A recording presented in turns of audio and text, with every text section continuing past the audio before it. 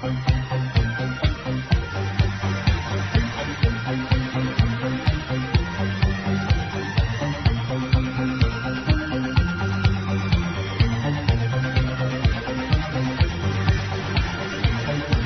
the high desert and the great American Southwest, I bid you all good evening, good morning, good afternoon, wherever you may be in the world's time zones.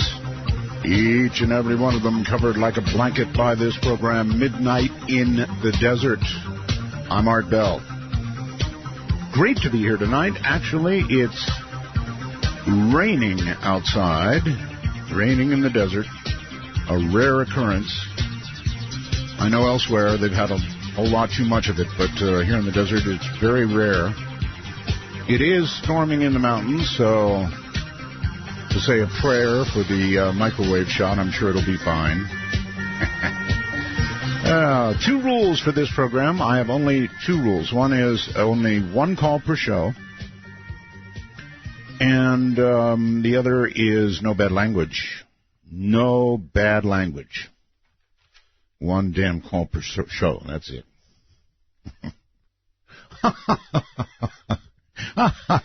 Oh, I just looked over at the wormhole very quickly, and somebody just typed, Art, my wife is a shadow person. Where did that come from? Hangover from last week. My wife is a shadow person. Good Lord. We did... I'm married to an alien last Friday for fun. He writes his wife is. I need to interview you, sir. All right, so let's see where to go. Lots of news to talk about. CNN did a story, actually continuing coverage of the shootings in Oregon. Horrible, right? Horrible. But they did something tonight that I have never seen on CNN before. May never see again, so I'm going to note it. Of course, what they do is, they talk about the shooter. You know how it goes. We have so many of these shootings now. You know how it goes, right? They find out all they can about the shooter, and you're told that, and you're told then about the victims, but, not any personal information on the victims because it's too early. And then a few days later, you begin hearing from the victims' families, and they had one of those interviews on. And I don't think they expected it to go the way that it did. But they were interviewing the relative of one of the victims, and they asked him about guns, expecting the usual anti-gun answer. And this guy stood there and said, we don't have a gun problem in America. We have a mental health problem. And I swear to God, if I had, if I didn't know that it was a hard screen, I would have jumped into the TV and kissed the guy on the cheek. I can't believe somebody finally said it. I'm sure CNN had no idea what to do with it, but he said it. He said the truth, and that is the truth. We have a mental health problem. Guns rarely jump up and do damage on their own. But we did damage when we emptied out the mental asylums. And, yes, they can lay their hands on guns and do bad things with them if they're mentally ill, which, as a general rule in these incidents, they are. Healthy-minded people don't go out and just sort of, shoot strangers. They just don't do it. In South Carolina, big trouble. They're calling this a 1,000-year storm. With global warming, probably it'll become a 500-year storm and then a 250-year storm and so forth. But it is awful.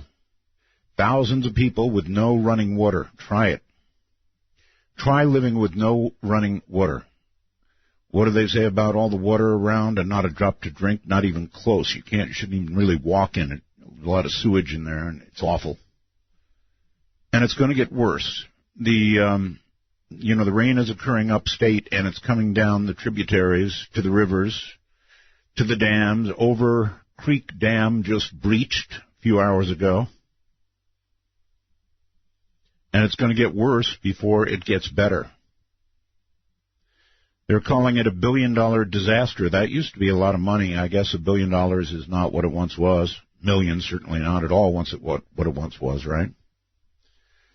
I feel so sorry for the people in that area, and if we had open lines, I would be asking for somebody in that area to call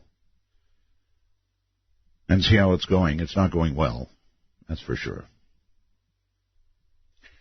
So that's awful. The captain of a 790-foot El Faro, that's the big ship that went down, they were trying to get away from Hurricane Joaquin, but they had some kind of mechanical failure.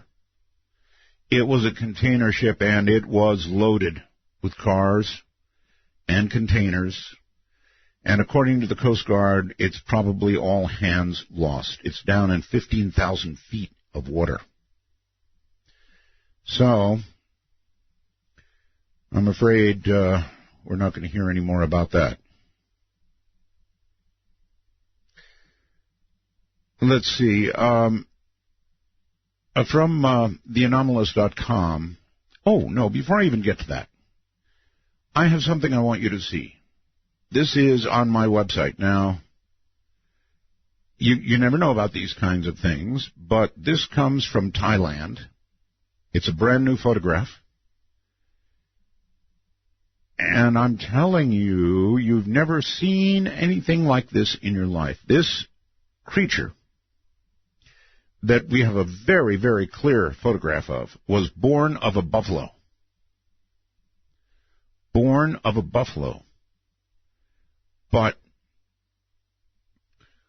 it's not a buffalo, or it's only half a buffalo, or maybe, I don't know, a third buffalo. It has the features of a crocodile. Not kidding you. You can clearly see the croc head. And it's got the body of a buffalo, kind of. No, it does have it. This is just in. Breaking bad news. I guess you could call it. I really think that you should. This is one of those where you go, honey, come here, you got to see this. And when honey comes there and looks at it, she goes, oh, my God, what's that? And that was my reaction, oh, my God, what's that? When I called honey over. Kind of horrid. I mean, there's no way that a buffalo and a crocodile, right? There's no way. At least, I don't even want to picture it in my mind. But it appears to be, it's right there for you to see, a very clear photograph. None of this fuzzy photograph stuff. This is almost too clear. So I'll take your comments on that. I'm really curious. Anyway, from, where was I? The Anomalous, yes. A former U.S. Navy pilot says that a huge fireball maneuvered above the Hanford atomic plant during World War II. First attempted intercept of a UFO by a military fighter, ? The UFO Chronicles, Robert Hastings digs up one of the earliest reported sightings of a UFO over our nuclear facilities, the Hanford Plutonium Production Plant in Washington State. Happened on 3 different nights in January of 1945 before Hiroshima and Nagasaki, according to a former U.S. Naval Lieutenant, Junior Grade Clarence R. Bud Clem. The report is backed up, in fact, by an official document from the headquarters of the 4th Air Force.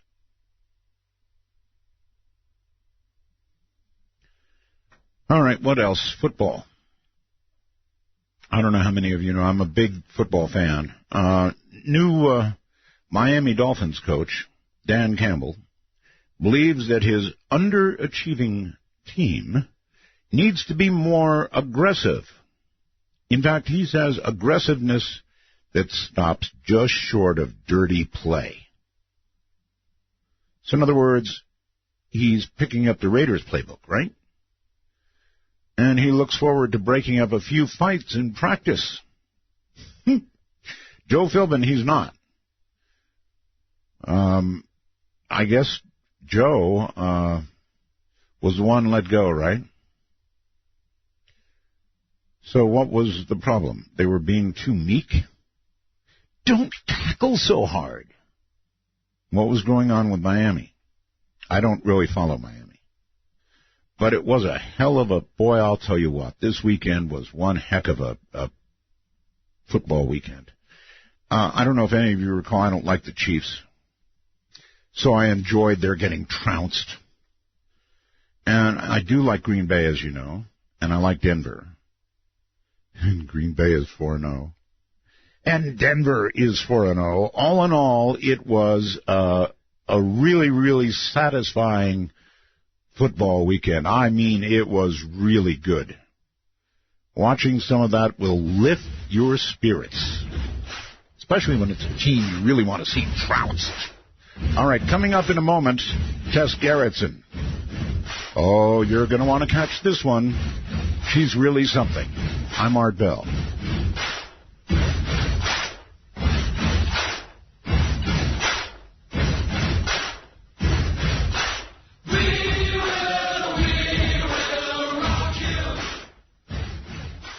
To call Art, please dial 1-952-225-5278. That's 1-952-CALL-ART. Please make note of the number and call it not now, but later. Well, all right. Clearly, one of the best books that I've ever read in my life, and that's a lot. I'm a big reader. I read a lot of books. One of the best books I've ever read is Gravity. And back when I read it, a long time ago, I said, I've got to get this lady on. Whoever wrote this, I've got to get him on. And it turned out to be Tess Gerritsen.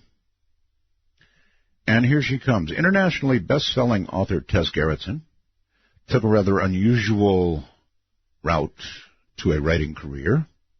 She's a graduate of Stanford University. She then went on to medical school. Get this, medical school at the University of California, San Francisco, where she was awarded her MD. So she's Dr. Gerritsen, actually. Now retired from medicine, so we can call her Tess, I think. She writes full-time. Her books have been published in 40 countries, and more than 30 million copies have been sold all around the world. Tess, welcome to Midnight in the Desert. It is good to be talking to you again, Art. And you're back on the East Coast where it's really after midnight already, right? That's right. It's way past my bedtime, so I have no responsibility for what I say. I'm going to be punchy, and I didn't even drink my whiskey tonight. So okay, all right. Well, gee, it's awfully hard to know where to begin. Let me say this: when I was in the Philippines, you sent me a book all the way to the Philippines. Yeah. It was a surgeon, I think. And, I've got to tell you, Tess, when you send somebody something to the Philippines, it gets there eventually. But you get this notice, and then you have to go down, and you have to talk to the customs people, if you can find them. No. Oh, yeah. And then they will take out whatever it is and examine it.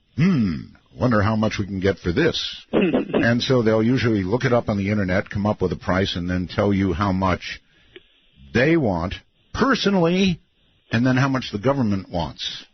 What an ordeal. That's the way it works over there. But I got the book. Well, I'm sorry to put you through all that. No, it's all right. It's just the way things are done there. Anyway, your book, Gravity, remains probably, I guess, in the top 8 books that I've read in my whole life, and that's saying a lot.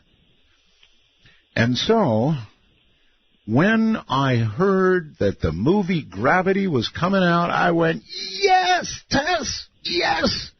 Her book is becoming a movie. What a movie it's going to be. And then I found out, no, wait a minute. No, it has to be. Tess wrote Gravity, right? So you can imagine my surprise, outrage, anger. If I'd had a phone I could have picked up then, I would have and called you. I couldn't believe it. And I guess you couldn't either. No, it is a long and sordid tale. And, the public doesn't even know everything that happened because we never got to court. But I'm happy to talk about it now because One of the advantages of my dropping the lawsuit is I never had to sign a non-disclosure agreement. Lucky you. Yeah, I know. That was one of the reasons I decided to stop then, because there was no way I could not talk about this. It's not only a sordid tale, it ends up with a rather creepy twist that we'll get to later on. All right, well, let's hold all that, and let's go back and talk about the research you did for the book Gravity. I mean, sure. You know, you're a doctor, sure, and you had the biological, you know, the medical part of it down, but you could not possibly have known all the aerospace stuff that was in there. So how'd you research it? Yeah, it started off with this idea of a disaster aboard the International Space Station. And this was back in '97 when I got the idea. Now, I'm a doctor. I had the base, science, physics, chemistry, et cetera, right, leading up to medical school, but I didn't know much about aerospace medicine. I was just, I was a Star Trekkie like everybody else I knew. So it started off the way I always research my books, which is just I dive into it with a lot of reading. I spent about 5 months just reading about astronaut training, about NASA, about aerospace medicine, and then eventually you need to go to the source. And one of the things I've learned, because I was an anthropology major in college, is to understand the culture of the people you're about to talk to. Yes. So I picked up the phone and I called up the public affairs officer at NASA, at Johnson Space Center. And the conversation went something like this. I'm going to write a thriller about the International Space Station. Can you help me? And he said, tell me what your book is about.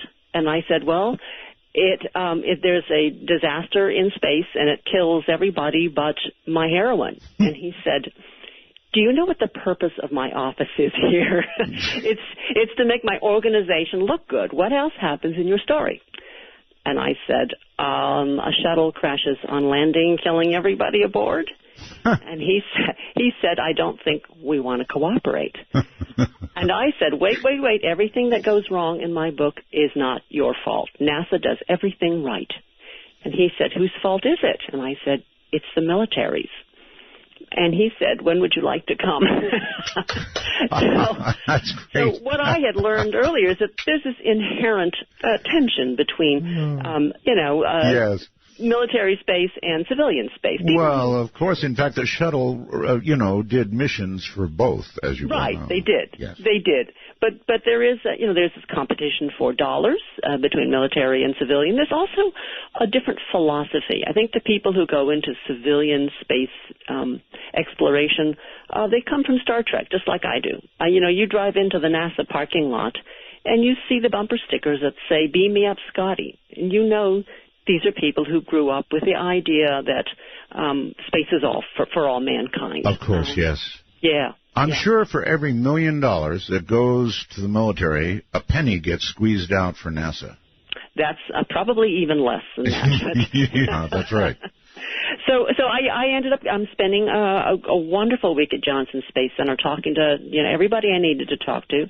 I spent another week at Kennedy Space Center in Florida.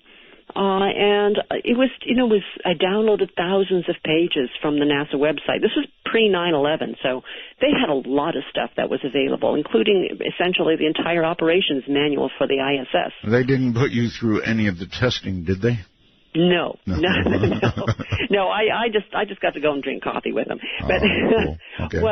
I think what was cool was just understanding engineers, understanding the language, because they do speak a completely different language from us. NASA is also known as the National Acronym Slinging Agency. And so you have to understand the language, and really immersing myself so deeply into the space program that by the end of writing the book, and this was 2 years later, every night I would dream I was weightless. So that is how thoroughly immersed it became. And when I do these research trips, a lot of it has to do with finding out details that bother me, that freak me out. As an example, it's got to be freaky for the astronauts to know when they're strapped in and about to blast off that the news agencies have already written their obituaries. I mean, that's got to bother them a little bit. Oh, sure. Well, you know what? Yours is probably on file somewhere, too. I mean, anybody who's achieved some measure of fame one way or the other probably already has it written in the file waiting. Well, Art, I guess you're in part of the club. So. I bet I am. I read something the other day that I thought was kind of interesting. Did you know, this is just a stupid, obscure fact, that in the case of nuclear war, they had gone to, believe it or not, Arthur Godfrey, who recorded an end-of-the-world thing to be played to the American people in case, we were about to all die. I did not know that. Yeah, and because the American people at that time trusted Arthur Godfrey that much, so the government went to him and had him record it. Boy, I'd love to get my hands on that. Oh, yeah. Oh. Well, the world is full of creepy things. So creepy that it might still be of use yet. You could laugh about these things. Yeah, well, we can now, but wait till it happens. I know. I did a show on actually what would happen in a full exchange. I did that like a week ago, and boy, was that scary. Yeah.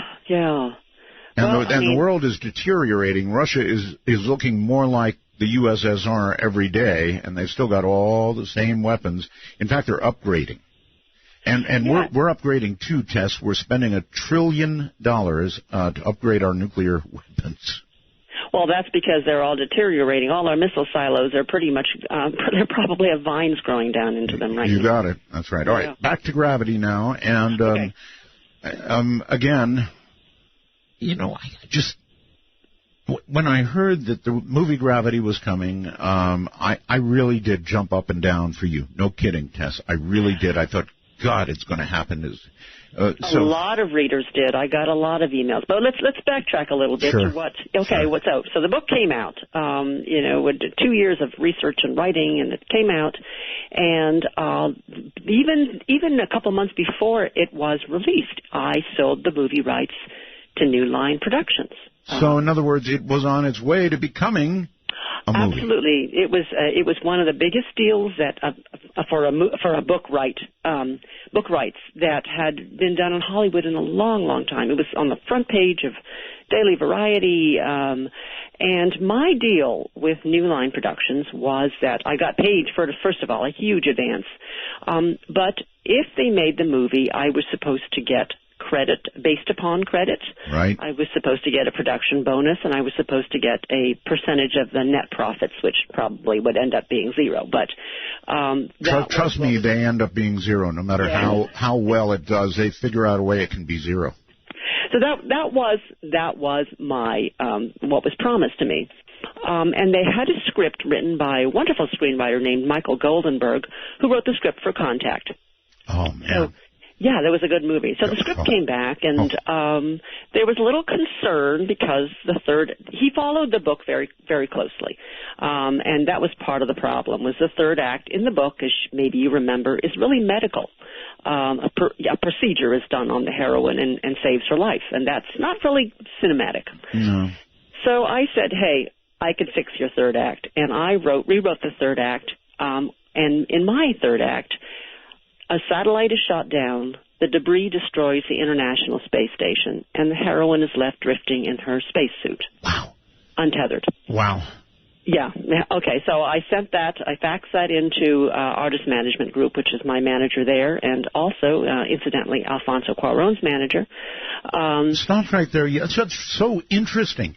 And so she is out adrift, untethered, I presume without even jets to move around, or... Right. By this point, she's sick and she's dying. Holy moly. But she's untethered, and satellite debris has destroyed the International Space Station. Oh, my God. So anyway, that's where we stood. And the last I saw on Daily Variety is the script is about to be sent out to AMG clients who are directors. We're going to line up our director. And then the whole thing went dark. I didn't hear anything for a long time, and I assumed the whole project was dead because my project never made it out of development. So I, went on, moved on. 10 years go by, and then I started to get emails from readers, just the way, you wanted to email me. Congratulations, we hear that your book is about to become a movie. Mm-hmm. And, I heard that it was about a female astronaut trapped aboard the International Space Station after her crew dies. And the original script, apparently, based on the press releases, were that her motivation to live was to be reunited with her daughter on Earth. Right. So I thought, that sounds awfully suspicious, especially when it's called Gravity. But I was not aware of any connection, and the movie was going to be made by Warner Brothers. Now, in 2008, Warner Brothers acquired New Line Productions. So they acquired the rights to my book. But at this point, I thought it was all coincidental. It was, parallel production. This happens. Well, no, wait, back up. New Line bought the rights to your book? Right, and then Warner Brothers bought New Line. Okay. Hold on. We're at a break point. I want to understand all this very clearly, because in my opinion, this was such a rip. Such a rip. Tess Gerritsen is my guest. We've got a lot to talk about tonight. Stay right where you are.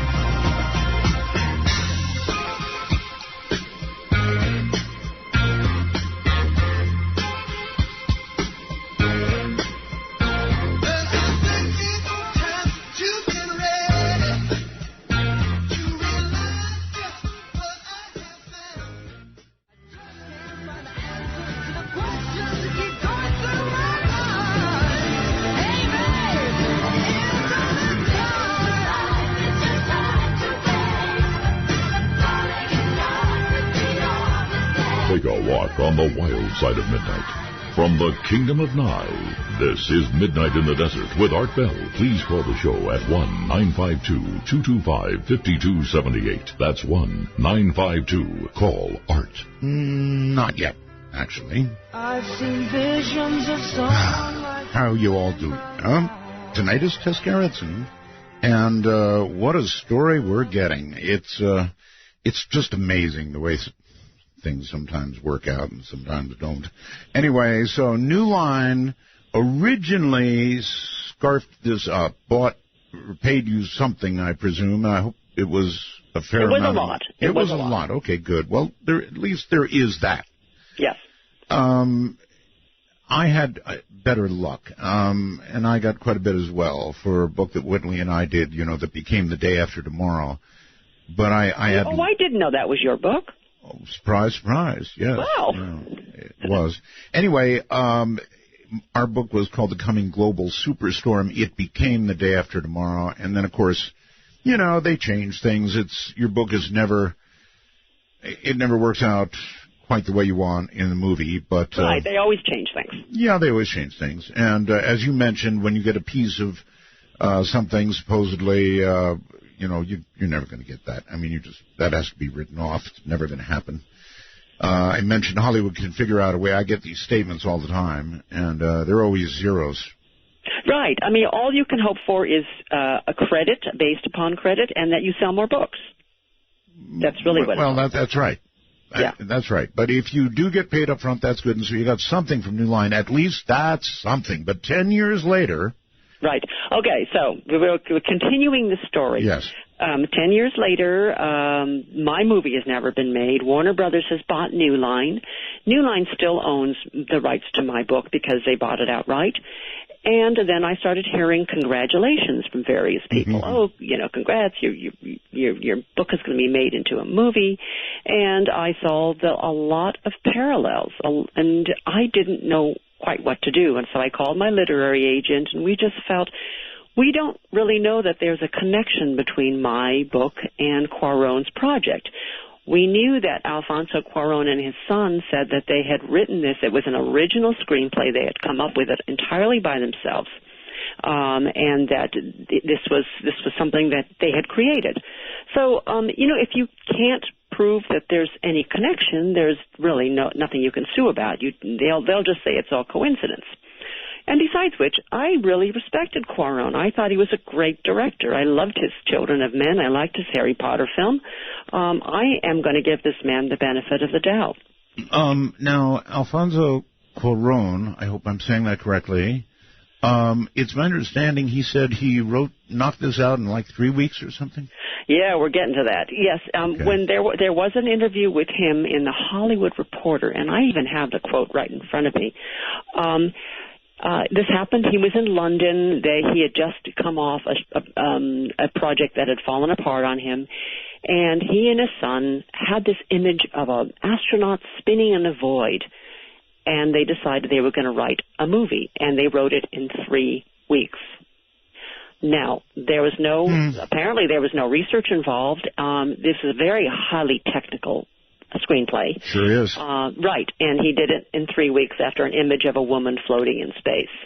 And in later interviews, he said that there was nothing technically wrong, that when they went on to the later drafts, the first draft turned out to be technically pretty much on the spot. And I just thought, how do you do that in 3 weeks when it took me 2 years to get everything correct? Right. So that was the first thing that tipped me off that there's something really, really weird about this. And then I saw the movie, visually spectacular. I mean, these were some great shots. Oh, it was. Yeah, but I got that queasy feeling. You're sitting there and you think, oh my gosh. I mean, he threw out the first 3/4 of my book and he used my crisis point. Mm-hmm. There wasn't much of a plot to the movie. It was pretty much, bam, the crisis starts, and this is how she survives. And I thought, well, satellite debris hitting the space station, and she's drifting, and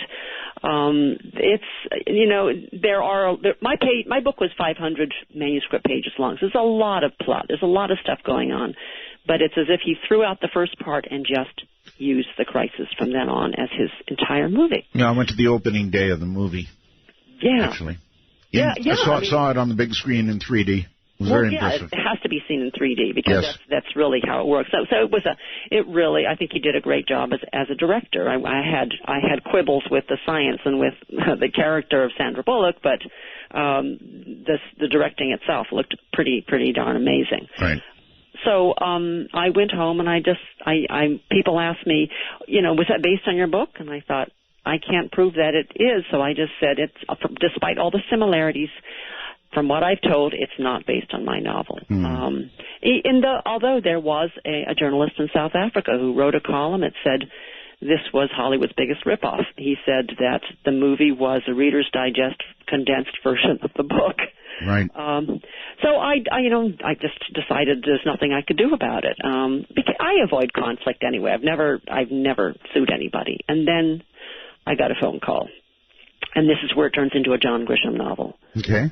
My agent called me, and she said that she had just spoken to, let's call this person Deep Throat.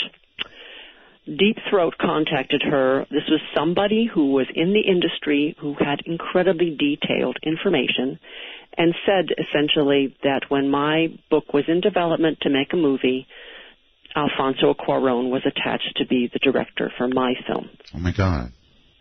So he was supposed to direct my movie. Let me make sure I have this straight. The phone call came from your agent, right?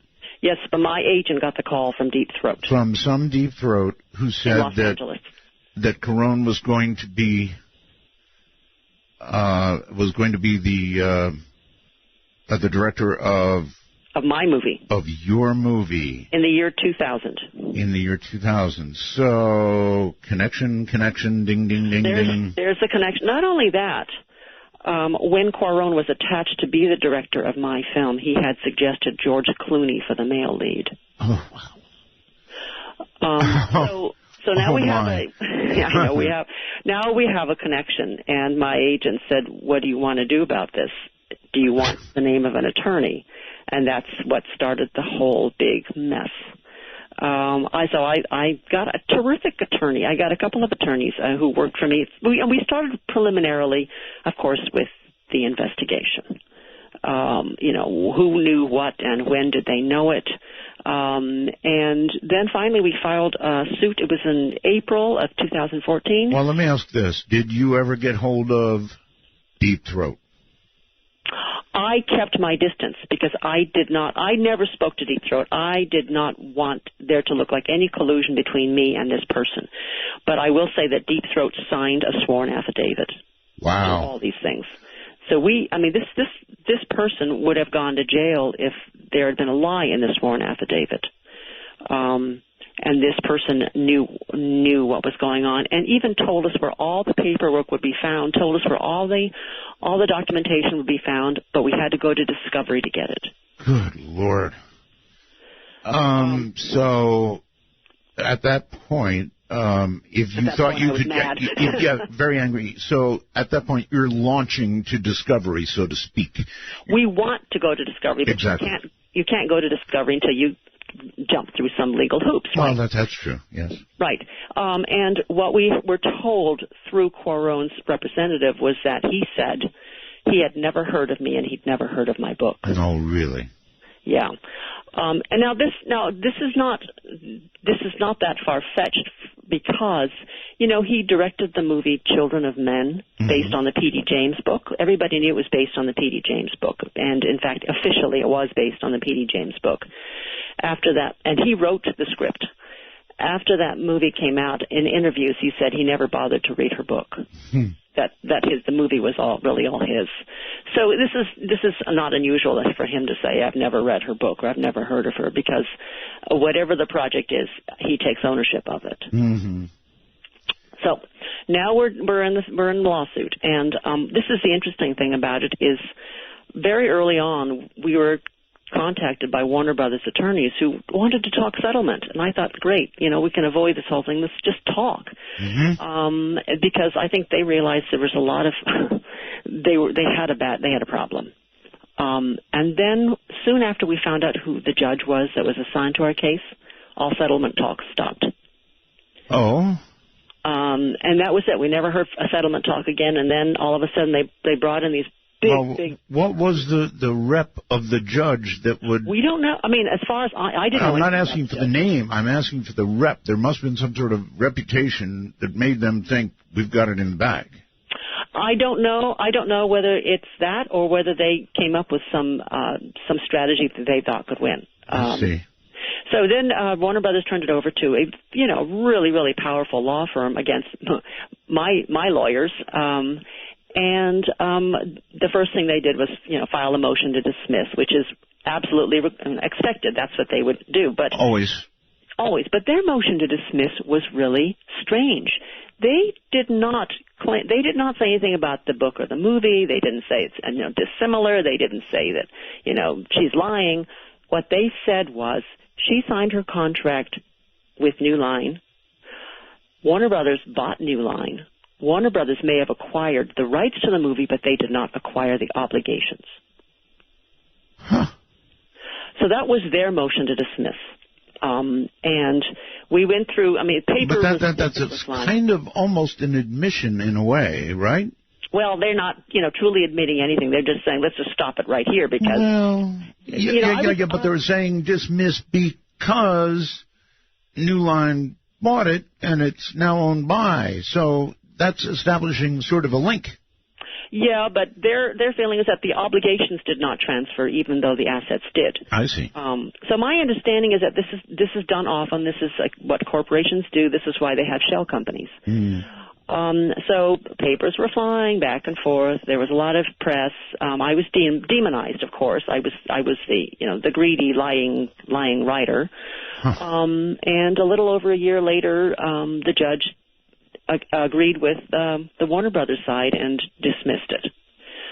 Now, at that point, I had a choice. I could go on to appeal, which is what my lawyer wanted to do. My lawyers actually won a case before the U.S. Supreme Court, and he was anxious to. He said, I think we can go ahead and do this. But what I foresaw was that even when you win an appeal, you still have to go back to the original court. You still end up with the original judge. So we'd end up with her again, number one. And number two, if we got to the point where they realized they were going to lose, we'd go to settlement, and I would be required to sign that non-disclosure agreement, which I did not want to do. So I decided to pull out. And preserve my right to talk about it. And also, the idea of going for years and years and years, which is what these lawsuits run. Oh, yes. Probably millions of dollars. Oh, yes. Wasn't worth the emotional hassle for me because I wasn't really in for the money. I was in because I was mad. No, I totally get it. And you're right about if you proceed with a lawsuit, you're looking at years. Mm-hmm. And then even if you win, good luck on collecting. That could be years, too. I mean, it's stacked for the lawyers. Yeah, the legal system it's not just the lawyers. The legal system is stacked for the side, and certainly in the Ninth Circuit in Los Angeles. Now, here is a statistic that shocked me. There's an entertainment attorney that did a recent study of all the intellectual property lawsuits by writers against Hollywood studios in Los Angeles, Ninth Circuit. Yes. Over the last 2 decades, 50 lawsuits, not a single writer won. The studios won everything. Wow. Consistently. And these lawyers are saying there's something very strange going on in the Ninth Circuit. I'm sure some of these writers are probably crackpots, but some of them were very well-respected screenwriters with credits who went up against studios, including the writers who wrote the screenplay for The Last Samurai. They submitted it. And we're told, no, we're not interested. And a couple of years later, the studio came out with The Last Samurai about an American soldier who goes to fight in Civil War era Japan. Yes. That's pretty obscure. It is. But, I mean, as you're well aware, you said it, when a big movie comes out and a lot of money's on the line, there are always people coming forward saying, I have been ripped off. Right, always crackpots. But you know what? These are people who were able to prove access by the producer ahead of time. So these are not coincidences. And there's another lawsuit going on right now, which is truly terrifying. It's a writer, and the movie was The Walk of Shame, and he submitted his screenplay called Darcy's Walk of Shame with a very similar plot. Right. They said, we're not interested. And a few years later, they made the movie The Walk of Shame. So he sued. And this is what's chilling about it. So he's lost on appeal. The other side, the studio side, has now personally sued the writer's attorney for taking the case. So what? They sued. Right. They sued his attorney for taking on the case. What? So the attorney is doing his job. When can you do? Since when can you do that? Well, this has never been done before, and let me tell you, this has thrown a shudder through all entertainment lawyers in Los Angeles. Now the lawyer is personally liable for taking on a case, and this is their way of just saying, "Don't you dare sue us." So 20 years, 50 writers have lost, not a single writer has won. And it sounds like attorneys are about to lose. Attorneys are about to lose big as well. So there's something. So that's kind of like a shot across the bow to the attorney saying, "Hey, don't take these cases." That's right. We don't want to see these cases. We don't want to see you in our courtroom. So getting back to my case, here's what the chilling part was. Okay, so mine was a breach of contract case because I had a contract. I could not sue for copyright infringement because New Line owned the copyright. But since I can't sue for breach of contract, here is the upshot of this. Even if the movie had copied my book word for word, I cannot sue in any way. I can't sue for copyright infringement, and I can't sue for breach of contract. Because? Because I can't. Well, New Line owns my copyright. They're never going to sue Warner Brothers for copyright infringement because they're owned by Warner Brothers. So they're the only ones who can sue for copyright infringement, and I've just been shot down from being able to sue for breach of contract. I have no legal ability to do anything about this, and this is what every writer would be faced with because of these corporate takeovers. So, Tess, how does a writer protect his or herself? You can't. You really can't. My contract was very, very good. My contract said specifically, if another company takes over, these obligations transfer. Right. Right. I mean, it's in there. There is a definite transfer clause in there that whoever takes over a new line was supposed to take over the obligations. But apparently this judge did not think that was true. So, but the other thing that's interesting is that there have been the only successful lawsuits that I'm aware of were filed outside the state of California. There was a case called about Backdraft. The writers Ron Howard, but they sued in New York State, and they were successful there. So there's something, again, I keep saying there's something strange about the Ninth Circuit, that Hollywood area. The studios are so powerful, and I was sort of getting hints about other weird things that were happening there. Yeah, apparently a lot weirder. A lot weirder. I mean, now we're out of the realm of law, and we're into the realm of what your listeners probably are more interested in. Probably. But, there is one other thing. A lawsuit is not only expensive and probably not going to go well and all the rest of it and goes on for years, but there is an emotional toll that it takes, and it's a big, big emotional toll. Have you been involved in lawsuits? Yes. Yes, and so you know. So I know. I know, yes, that's right. You have to be ready to pay a really big price, Tess. And any attorney worth his salt, before he takes you on, had better sit you down and tell you about the emotional toll, because it's gigantic. Listen, hold tight. We're up top of the hour here, so we'll take a brief break and come back and talk about, the weirder stuff. Some of the evil, possibly, stuff that's ahead.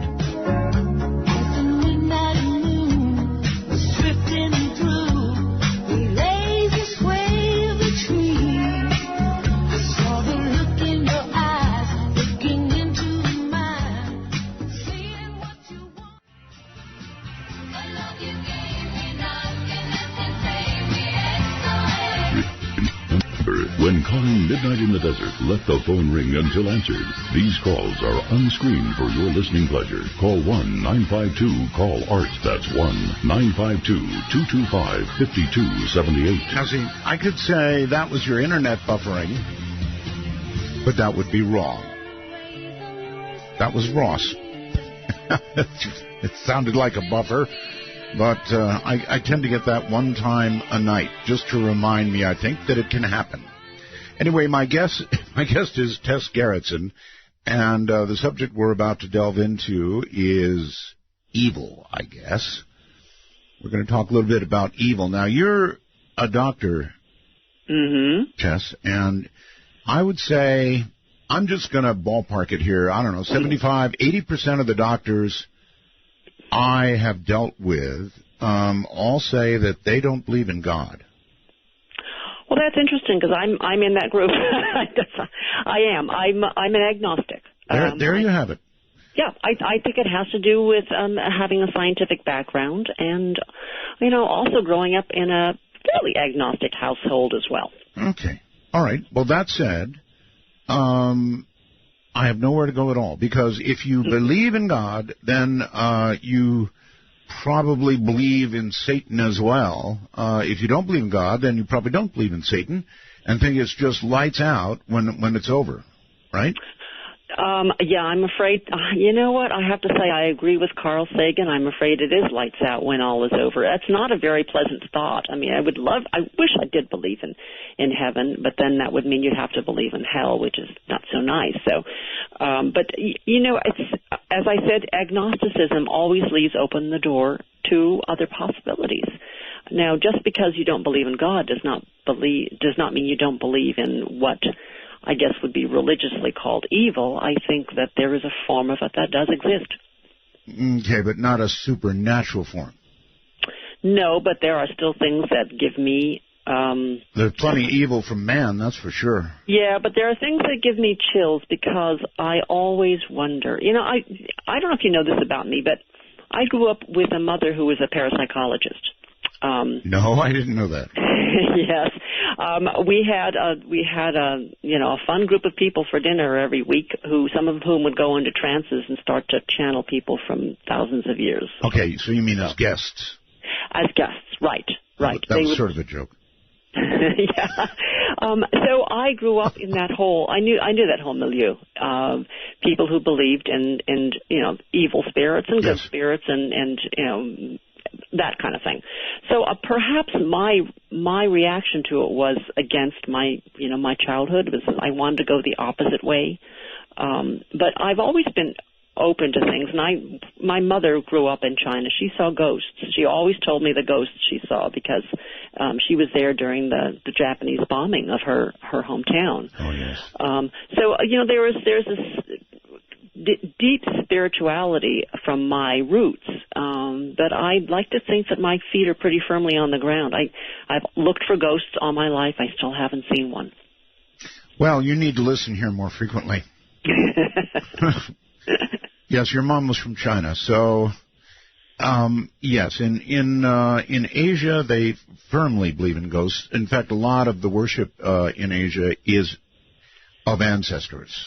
Yeah, I took my mother's ashes back to China after she died, and so we went through the whole Buddhist ceremony. I didn't understand anything, but certainly part of it was burning, paper money for her spirit and making sure that she was well taken care of and making sure that the proper prayers were told and all the ceremony was done.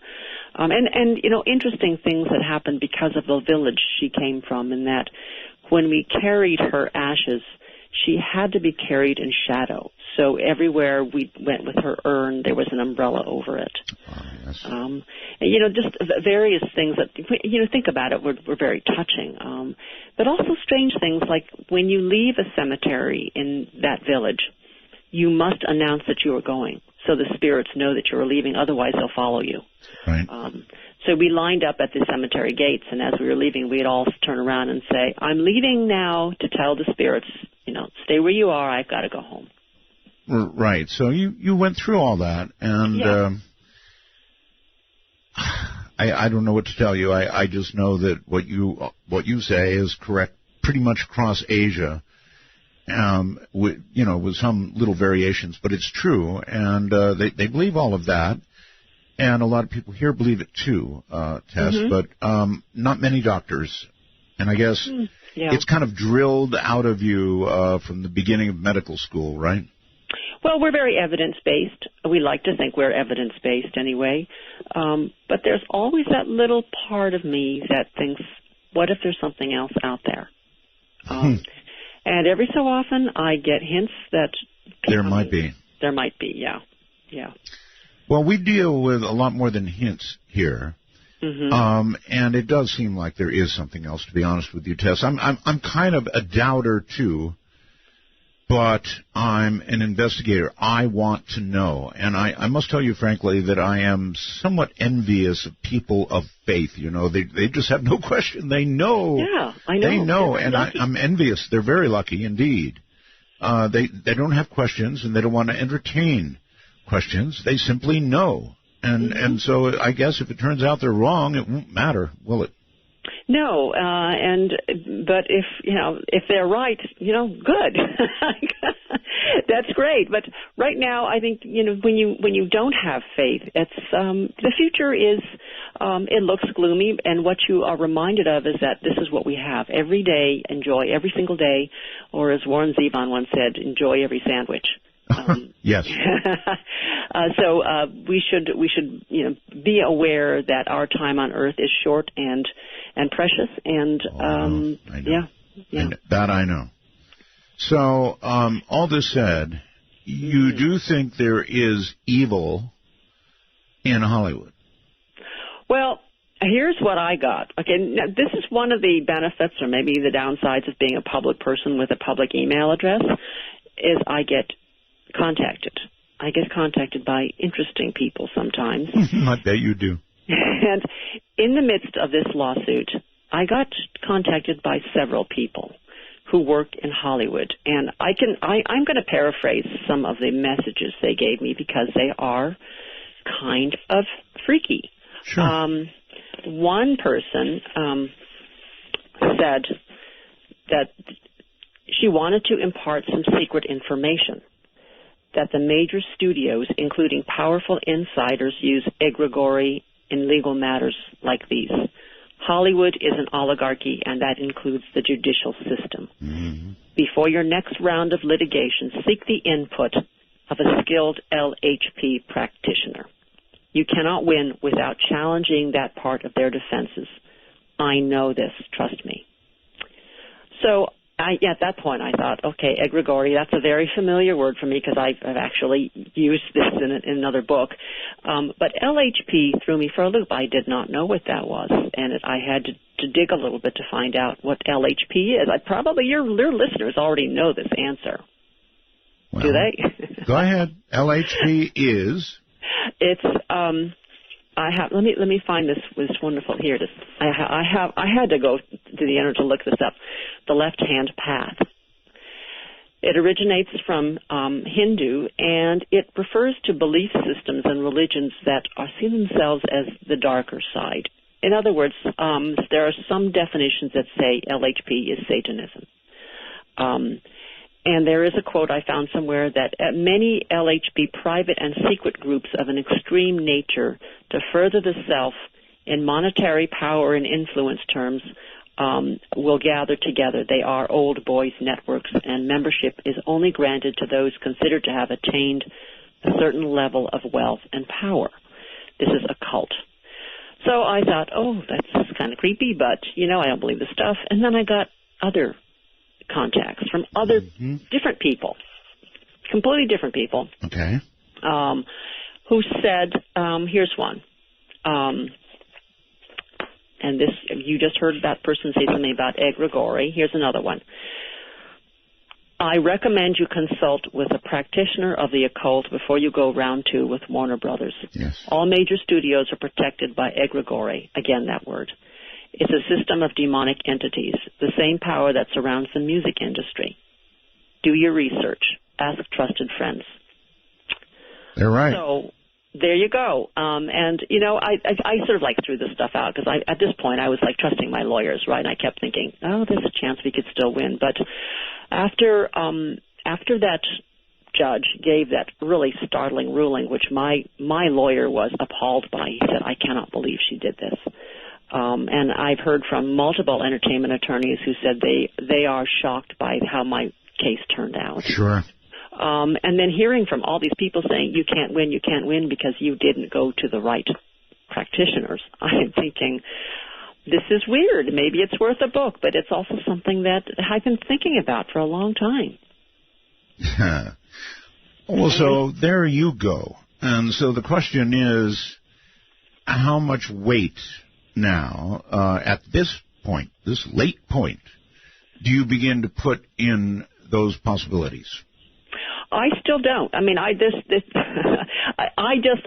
entertain them because they give me a chill, and because sometimes I think I wouldn't be surprised if there are Satanists in Hollywood. I really would not be surprised. And there have been rumors about it for a long time that people sell their souls to become famous. Do I believe in it? No, I don't. But I believe that there are people in Hollywood who believe it. I believe that there are people in Hollywood who probably practice this sort of stuff because it's true for them. Well, I interviewed a very wonderful man named Father Malachi Martin. Mm-hmm. Father Martin identified the people you just spoke of, those who have sold their soul for fame, fortune, whatever, as the perfectly possessed. In other words, they have made a deal with essentially the devil, and they are getting what they want in this life, but there's going to be a price. So it's like Dr. Faust. Perfectly possessed. Yeah. He said he could actually recognize them when he saw them on the street.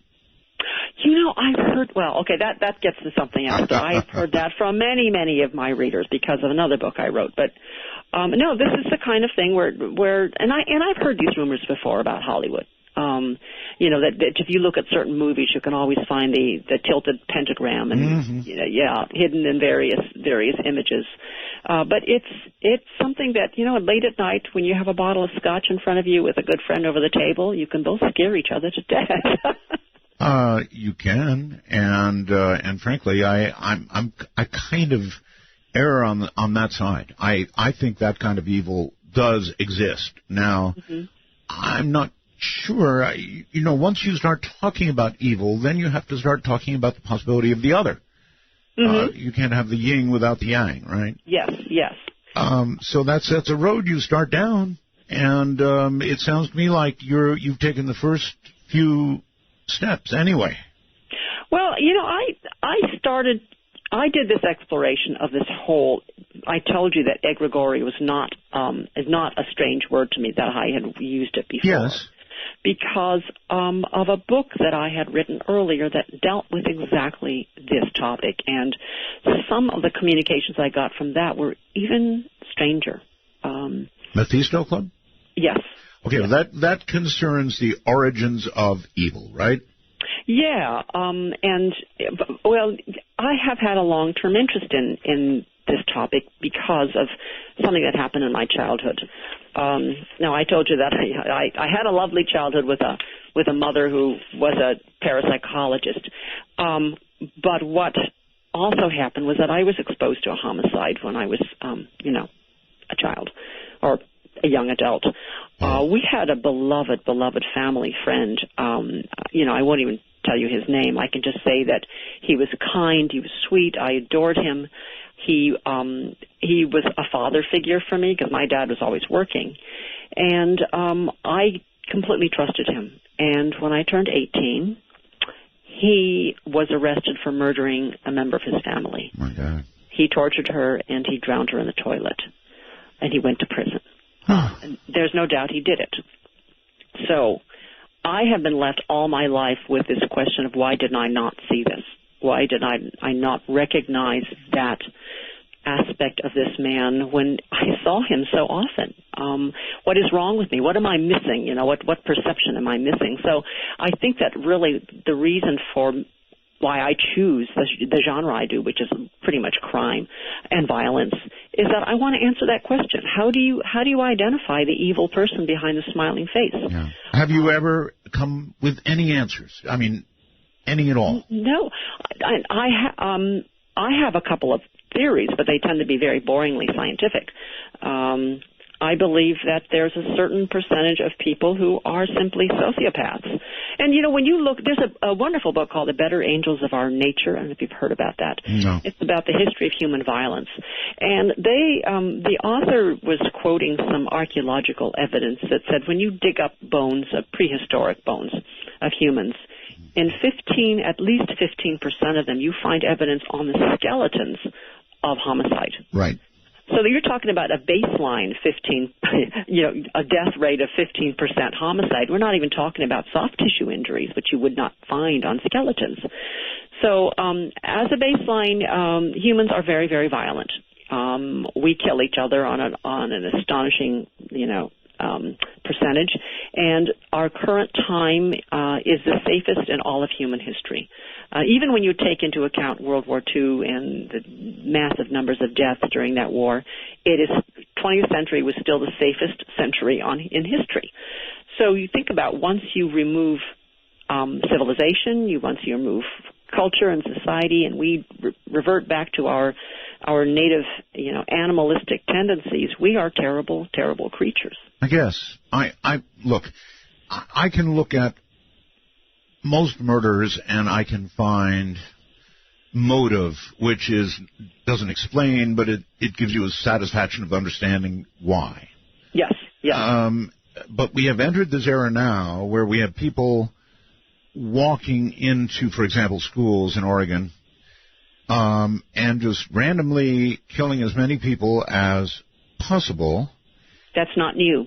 It's not new, but it is increasing. While the overall numbers might be going down, it might be a safer world, this particular kind of crime is increasing and very, very difficult to explain, except by talking about mental illness. And I think you may have heard in my open, I mentioned on CNN they interviewed, one of the relatives, and relative said it's not a gun problem, it's a mental health problem. And I could have kissed the guy. They never say that.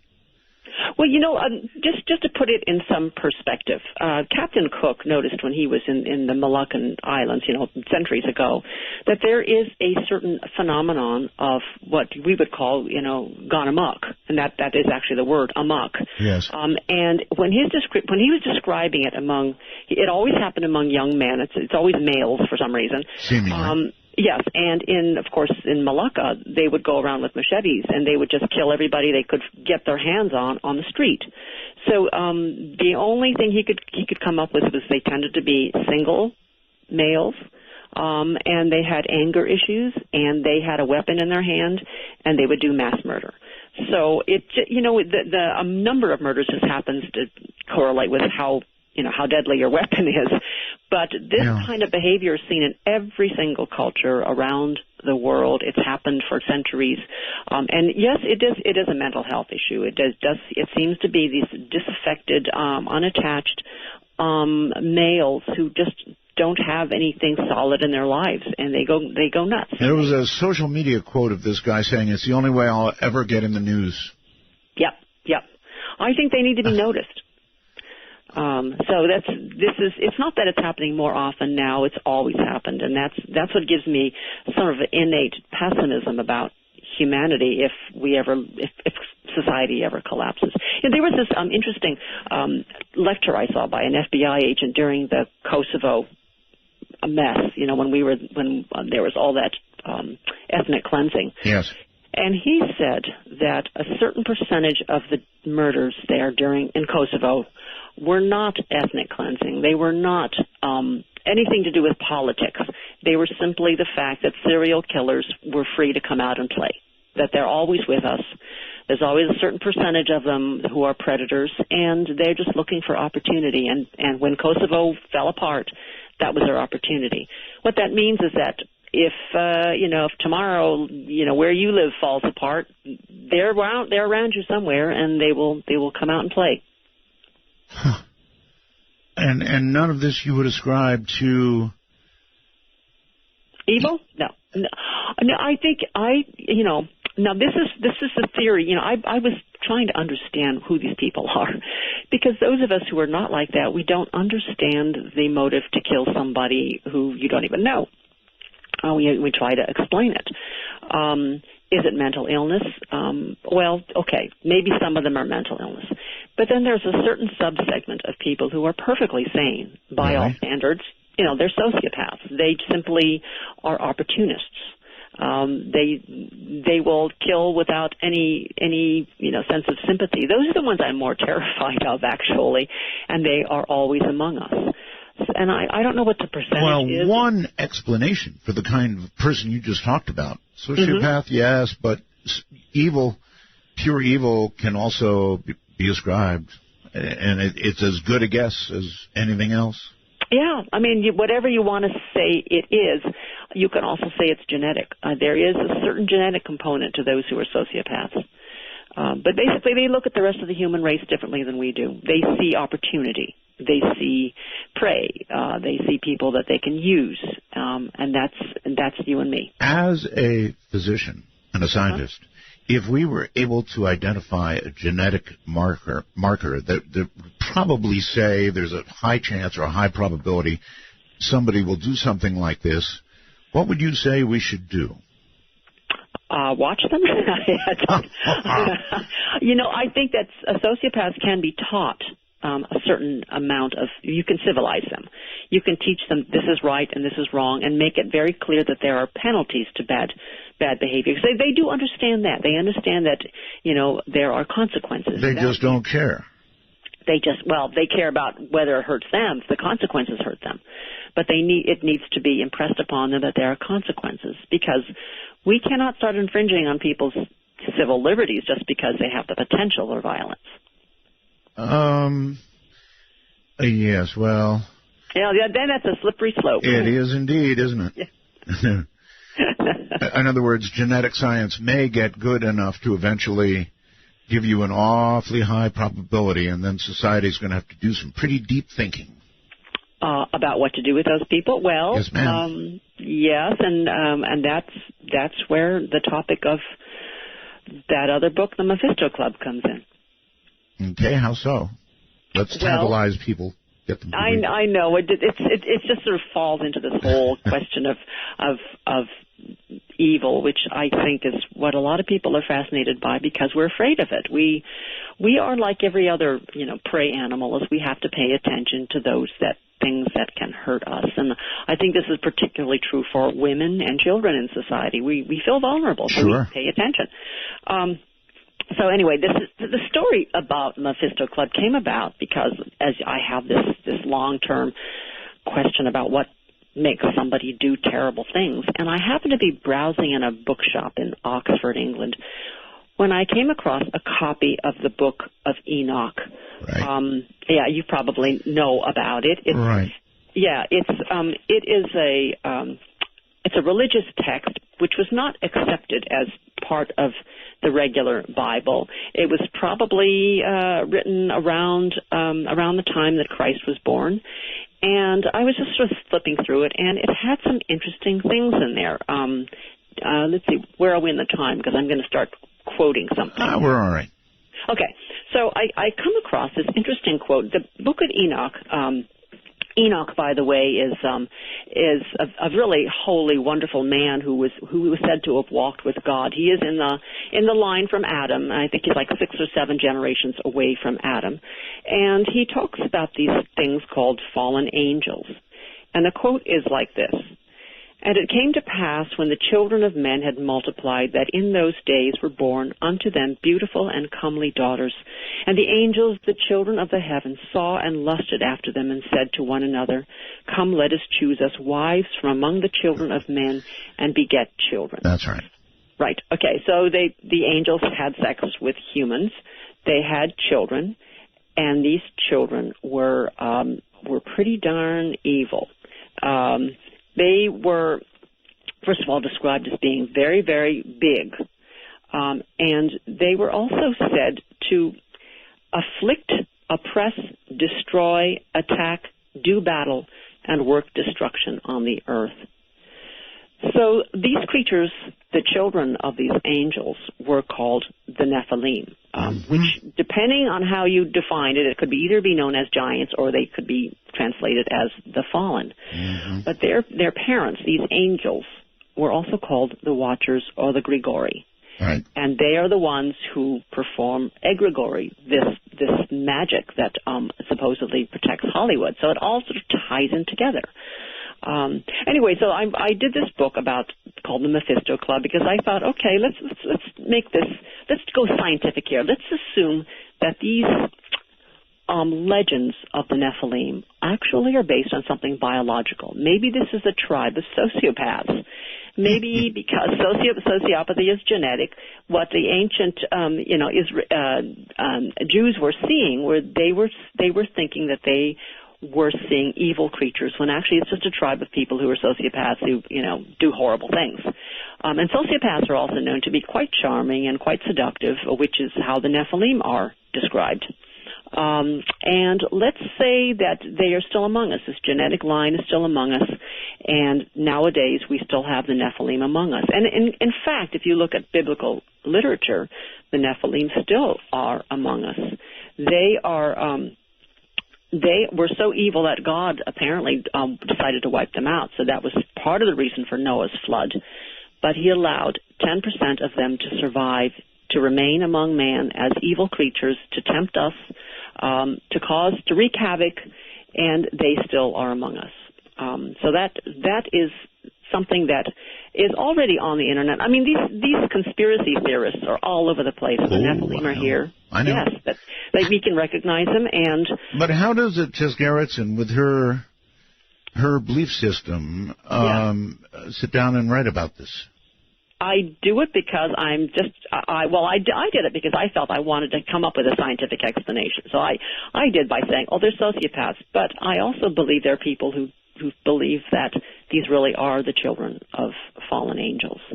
And if they were among us, if evil was among us, and these Nephilim would be classic sociopaths, they're charming, they become leaders, they're charismatic, they become presidents, they become, kings and queens. Who's going to battle them? Who's going to protect mankind against these evil creatures. There would have to be an organization. So I invented what we call the Mephisto Club, this group of crime fighters who follow the footprints of evil. They check crime statistics. They look around the world. They are checking for the presence of the Nephilim, and they are there to be in opposition to it. And that was the origin of the book I wrote called the Mephisto Club. Yes, but you're writing about something that you don't really believe in. I don't. And yet, I get, and we're going to talk about this later, I get correspondence, again, from... I'm sure you do. From people, and among them are people who say, you wrote your book, I read your book, you have... you're saying bad things about us. Hold on, Tess. Tess Gerritsen is my guest, and we're at a break point. I'm Art Bell. Midnight in the Desert, underway, raging in the night.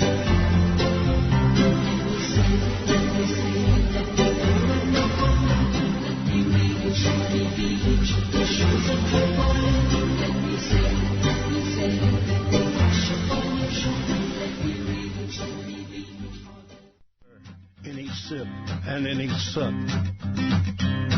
will you partake of that last offered cup, or disappear into the potter's ground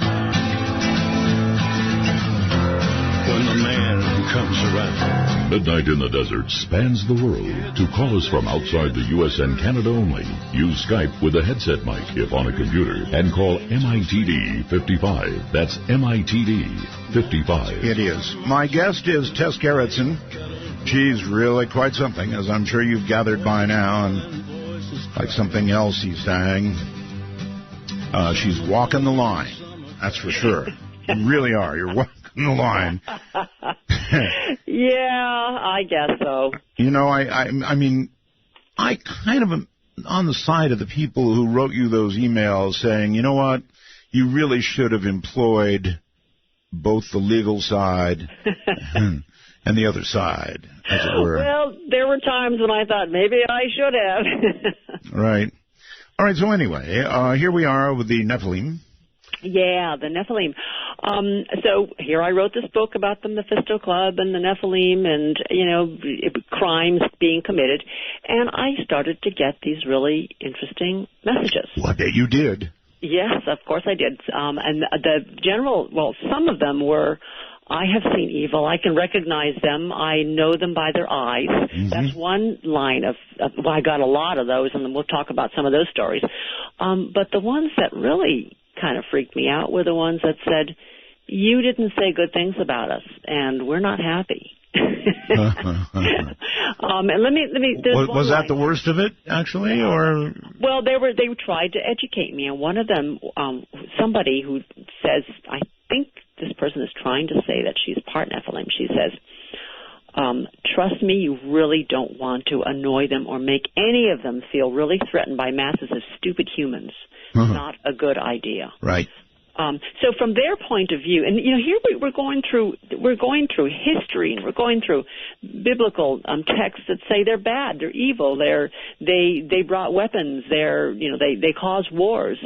And the other side is that the Nephilim, or the self-identified Nephilim, are writing me to say those who write the history books tell lies, that we're the good guys. And you aren't hearing the other side of what's really the truth. So it's a fascinating thing where you have two stories, and maybe it is that we have been hearing about. If they're with us, maybe they're not as bad as they say. Now here's one of the really, it's practically a scientific treatise that was sent to me by a Nephilim about where they come from and what they're doing and why they have mated with us. And, this particular woman traces her line back through Hungary all the way back to the Sumerians. And she says that around 70,000 years ago, there was a natural disaster. There was a volcano a super eruption in Indonesia. Have you heard about this, the Lake Toba super eruption? No, but I can absolutely believe it is extremely active there. Right. Okay. Well, in fact, there was an eruption 70,000 years ago that caused volcanic winter for 6 to 10 years and caused global cooling for maybe 100 years. It wiped out a lot of species, a lot of mammals, and in fact, when you look at human okay, right, I am familiar with that. They've got sampling and cores they've drilled that prove that. Right. So the human population, or what was essentially the human population, dropped drastically to maybe just a few thousand individuals. And when you look at human genetics, you do find that a lot of the Y chromosomes all originated with one individual somewhere around 70,000 years ago. So we were on the edge of extinction, according to not just this woman, but biologists. So this person said that's when the Nephilim stepped in and said, well, should we help the human race survive? Let's mate with them. Mm. And that's where she sees the legends coming through, is that they decided to mix their genes with us, and we were able to bounce back after that 70,000-year disaster. So by introducing their stronger genetics, they helped the human race survive. But now they are facing the aftermath, which is, humans are not as good as we thought they would be. Mm-hmm. They cause wars. They're horrifying things. Maybe every so often we should have a cull. And she says that diseases have been introduced by the Nephilim, like plagues. They introduce strife into areas that need culling or are considered morally bankrupt. Have you run into the infamous Planet X yet? No, I know about it, but I have not run into it yet. She says that they also introduce, natural disasters, and that the collapse of La Palma, which is that volcano off the Canary Islands, mm-hmm. cause tsunamis, is going to be the next call. It's going to take out evil Manhattan. So they identify pockets of trouble by installing watchers, which she said, well, it's really eerie, but that's just like out of your Mephisto Club. The watchers are there. Mm-hmm. They have egregore networks. They're able to communicate with each other's minds. Don't annoy them, or you'll get into trouble. And that they are always constantly monitoring what human beings are doing. And because I guess we're considered the mass unwashed, that sometimes have to be taken out. So the general feeling is that the Nephilim are really here to keep an eye on Earth, to make sure we don't get out of control. But also they feel that they are victims because they are abused and they are persecuted by human beings. So that is that point of view. Okay, it's always the victim's point of view, right? You have to look at that side. Now, let's look at the human point of view, which is where I got most of my emails from. People who say, I can recognize them, I can see them, I can look into their eyes and know who's who. Mm-hmm. And I believe you've had a couple of guests who can see evil, right? And you said that. Absolutely. Yeah. So I was, getting really kind of monitoring a lot of this stuff, but some of the personal stories that were told to me face-to-face by people I know really, really kind of freaked me out. Were you at all or at any point concerned for your personal safety? No, I'm not. I'm really not. Maybe I'm fearless that way or stupid, but I am not. I don't feel that people really want to harm me. I never have felt that way. And I feel that when Nephilim, I keep saying Nephilim, but they're self-identified Nephilim, reach out to contact me, it's for a benevolent purpose. It's to say, you got it wrong. Here's the truth. But just don't get us pissed off. That's what I meant. If you got on the wrong side of somebody, or somebody who thought they were part of that group, but maybe actually weren't, it wouldn't matter much, would it, if they took action?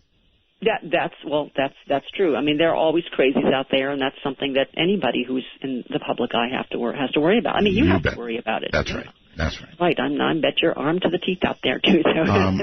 You bet.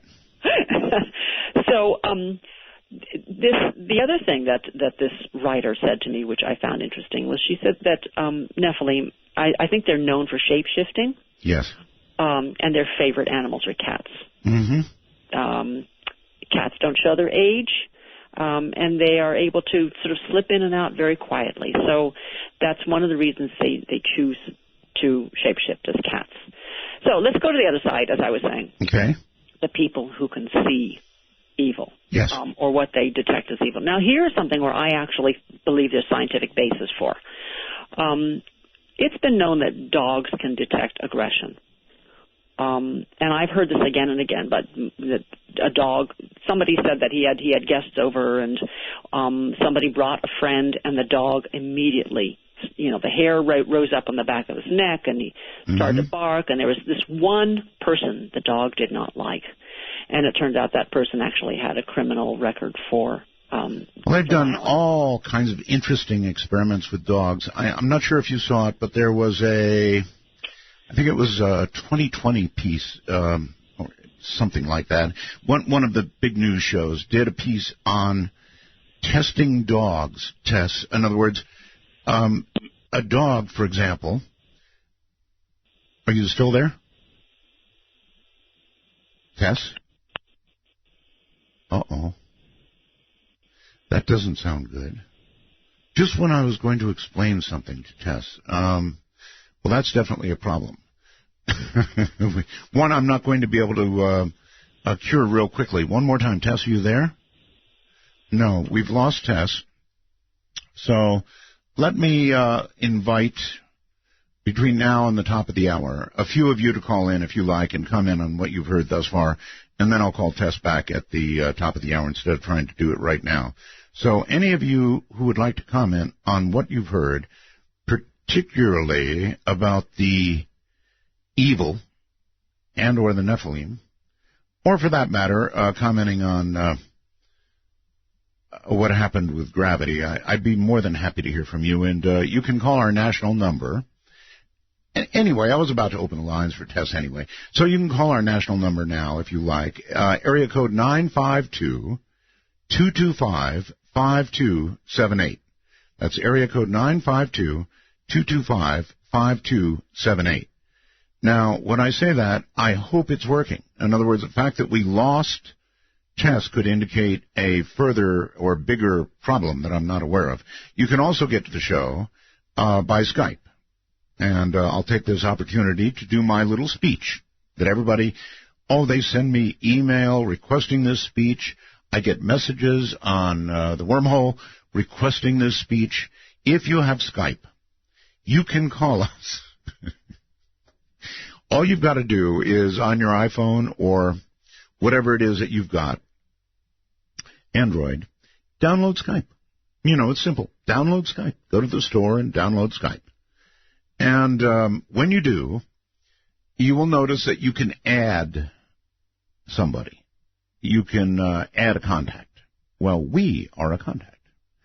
And so here's how it works. If you're in North America, Canada, or America, just add us as a contact and call us MITD 51.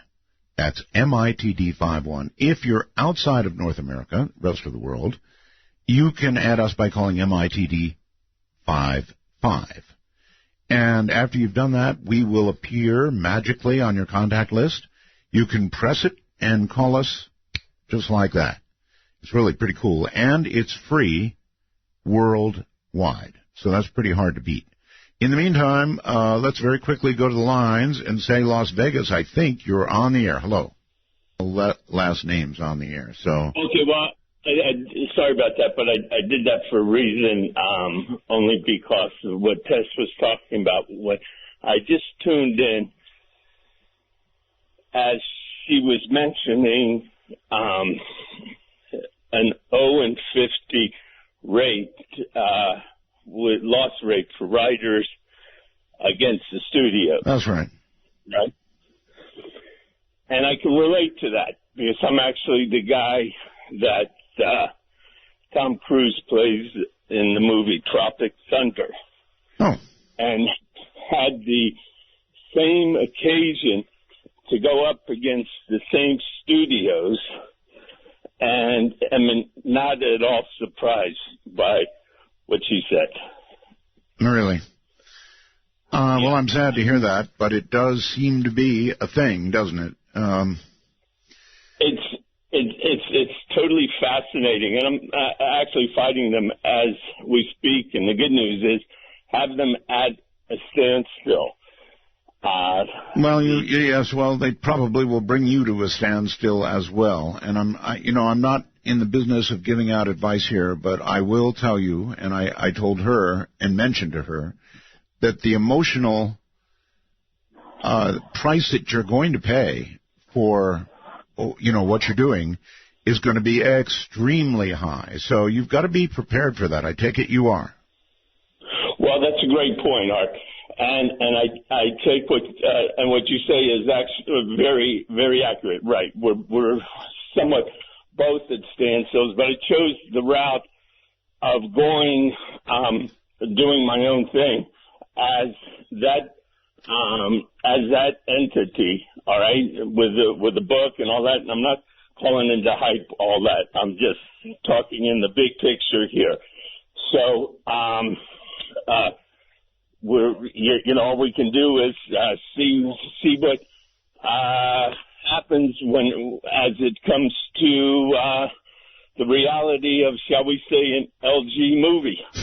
Right. Okay. Well, thank you. Either way, it doesn't matter. Before you decide to take on something like she took on, or any gigantic litigation, you really, your lawyer, if he's worth 2 cents, has got to sit you down and tell you about about what you're going to face.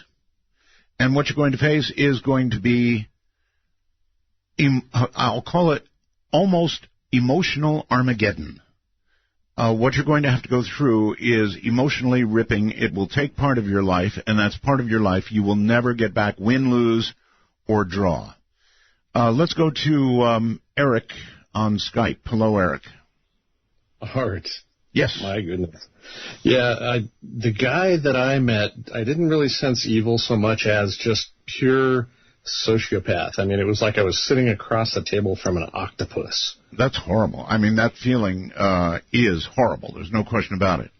So in that sense, there absolutely is evil, right? I've seen that in other people, but this guy was just, my body reacted. I wanted, just that primal fight or flight. I just wanted to get up and run away from this guy because I could tell the only reason he didn't kill me and eat me was because he wasn't hungry. Oh, God. Yeah. I've never heard it put quite that way. His eyes were just cold. Yeah. He was highly intelligent, but I just reacted to him on a visceral level. It was like nothing I've ever done there's before. absolutely no sense in these people of right, wrong, or anything. It's just not there. It's like they're flat. It's like, I don't know. Yeah. It's hard to even put into words, but yes, you certainly sense it, and I don't think you have to be a dog with extrasensory perception to know it when you're in the presence of it. But she was right. Dogs do sense these things and a lot more. I was about to tell her about a 2020 piece, I think, pretty sure it was, in which they monitored dogs at home. And they could tell when, they would start the boss, the owner of the home, coming home at some ridiculous time when they wouldn't normally come home during the day, and the dog knew it instantly. And somehow would start getting agitated and be waiting by the door. And so that's a type of extrasensory perception. Oh, yeah. I remember that. Yeah. Do you? I remember that. And my wife and I, if she's sad, it's the most bizarre thing. I was sitting there reading one day, and just out of nowhere, I just became terribly sad. And I called my wife. I'm like, "Are you okay?"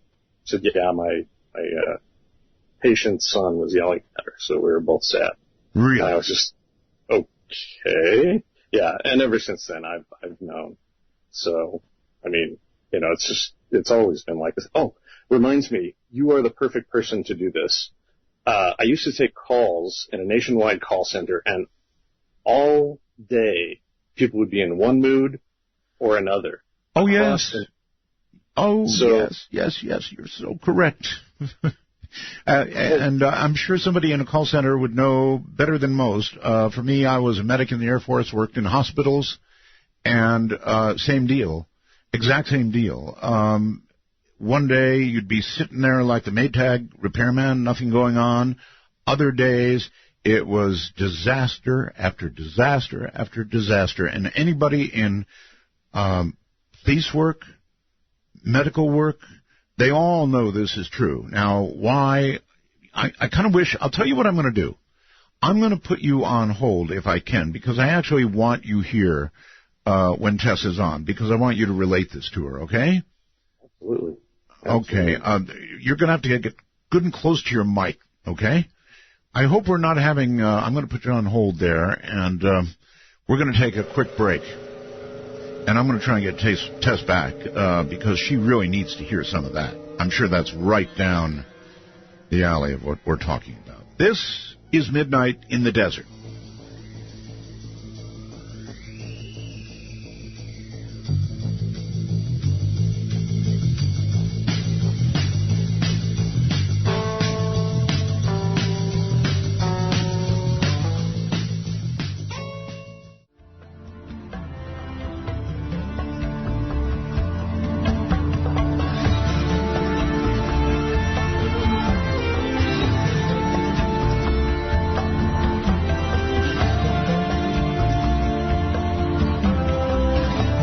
Clock strikes 12, and Midnight in the Desert is pounding packets your way on the Dark Matter Digital Network. To call the show, please direct your finger digits to dial 1-952-225-5278. That's 1-952. Call ART. All right, I've got Tess back, and I really did want to pretty soon go to the phones anyway. So if you have questions for Tess, once again, our public line, area code 952-225-5278. And here is Tess, I hope. Hi, Tess.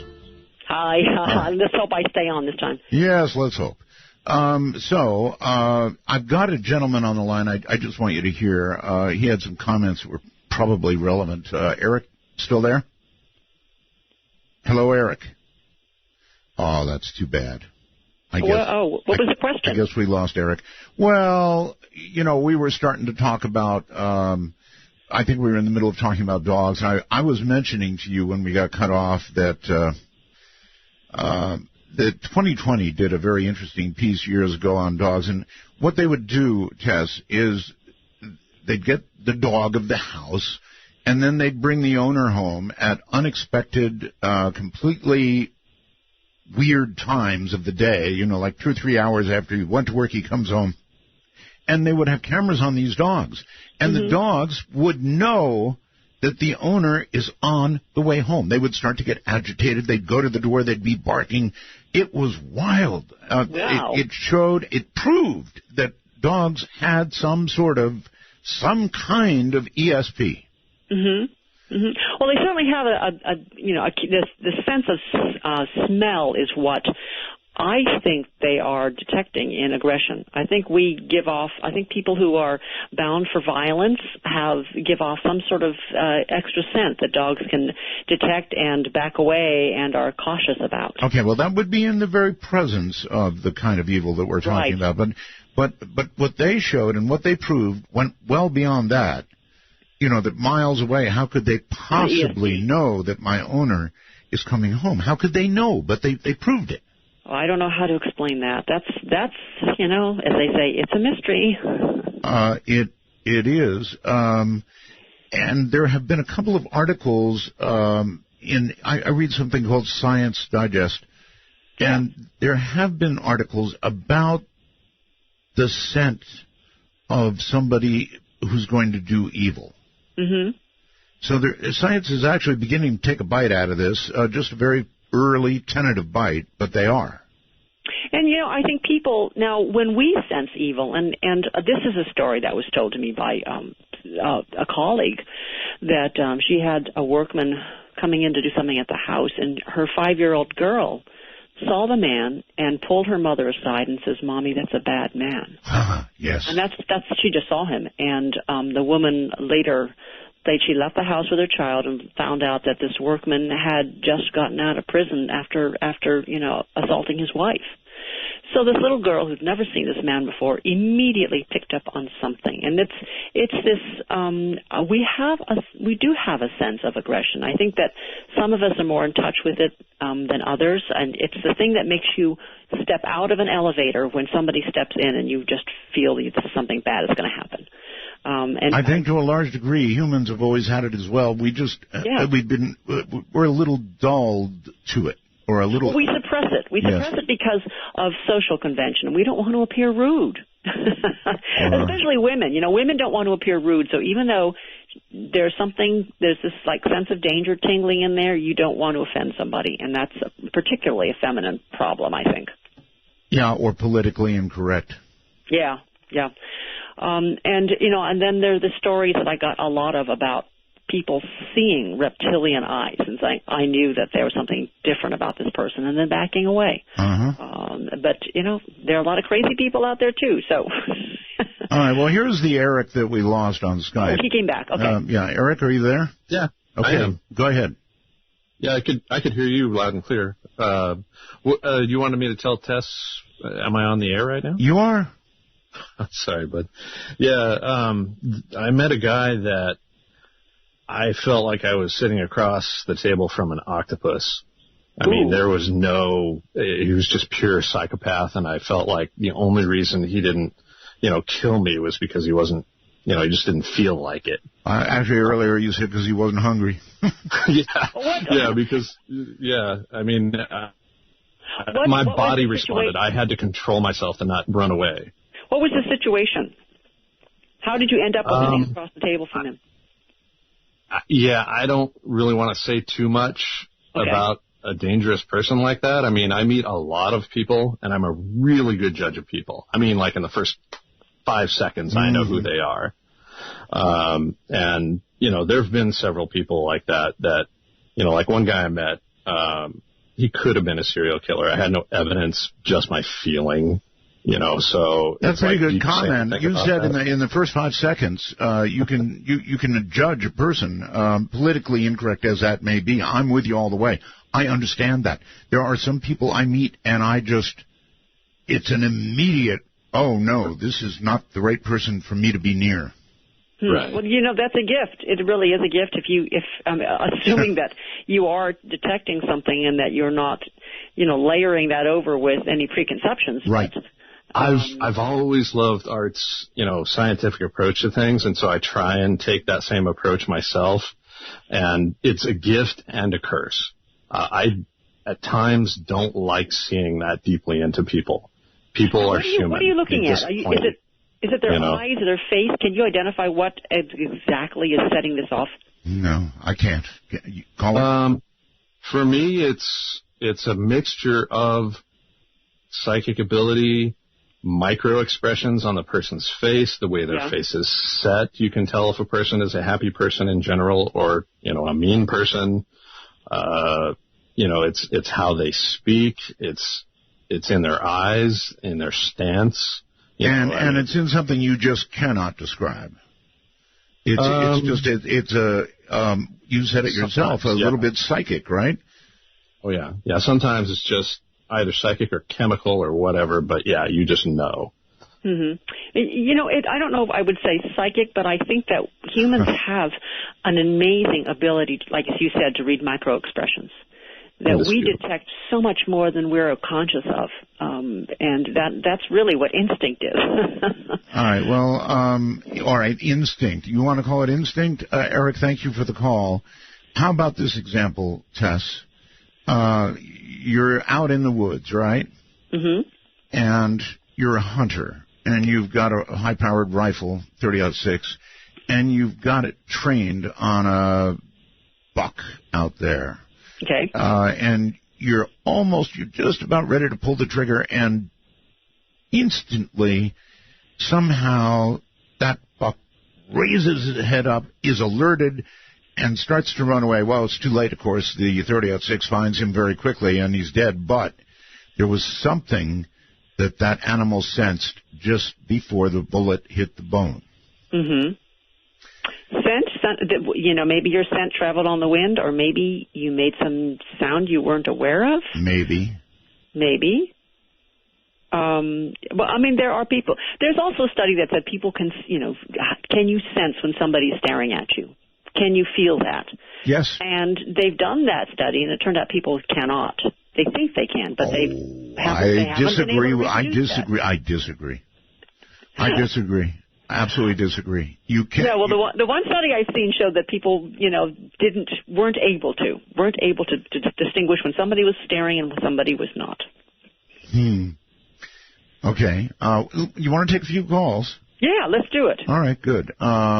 Colorado Springs. Hello there. You're on the air with Tess. Hi, Art. This is Kevin. And just to follow up what you're saying, I'm blind. I felt that expression of someone staring at me before I became blind.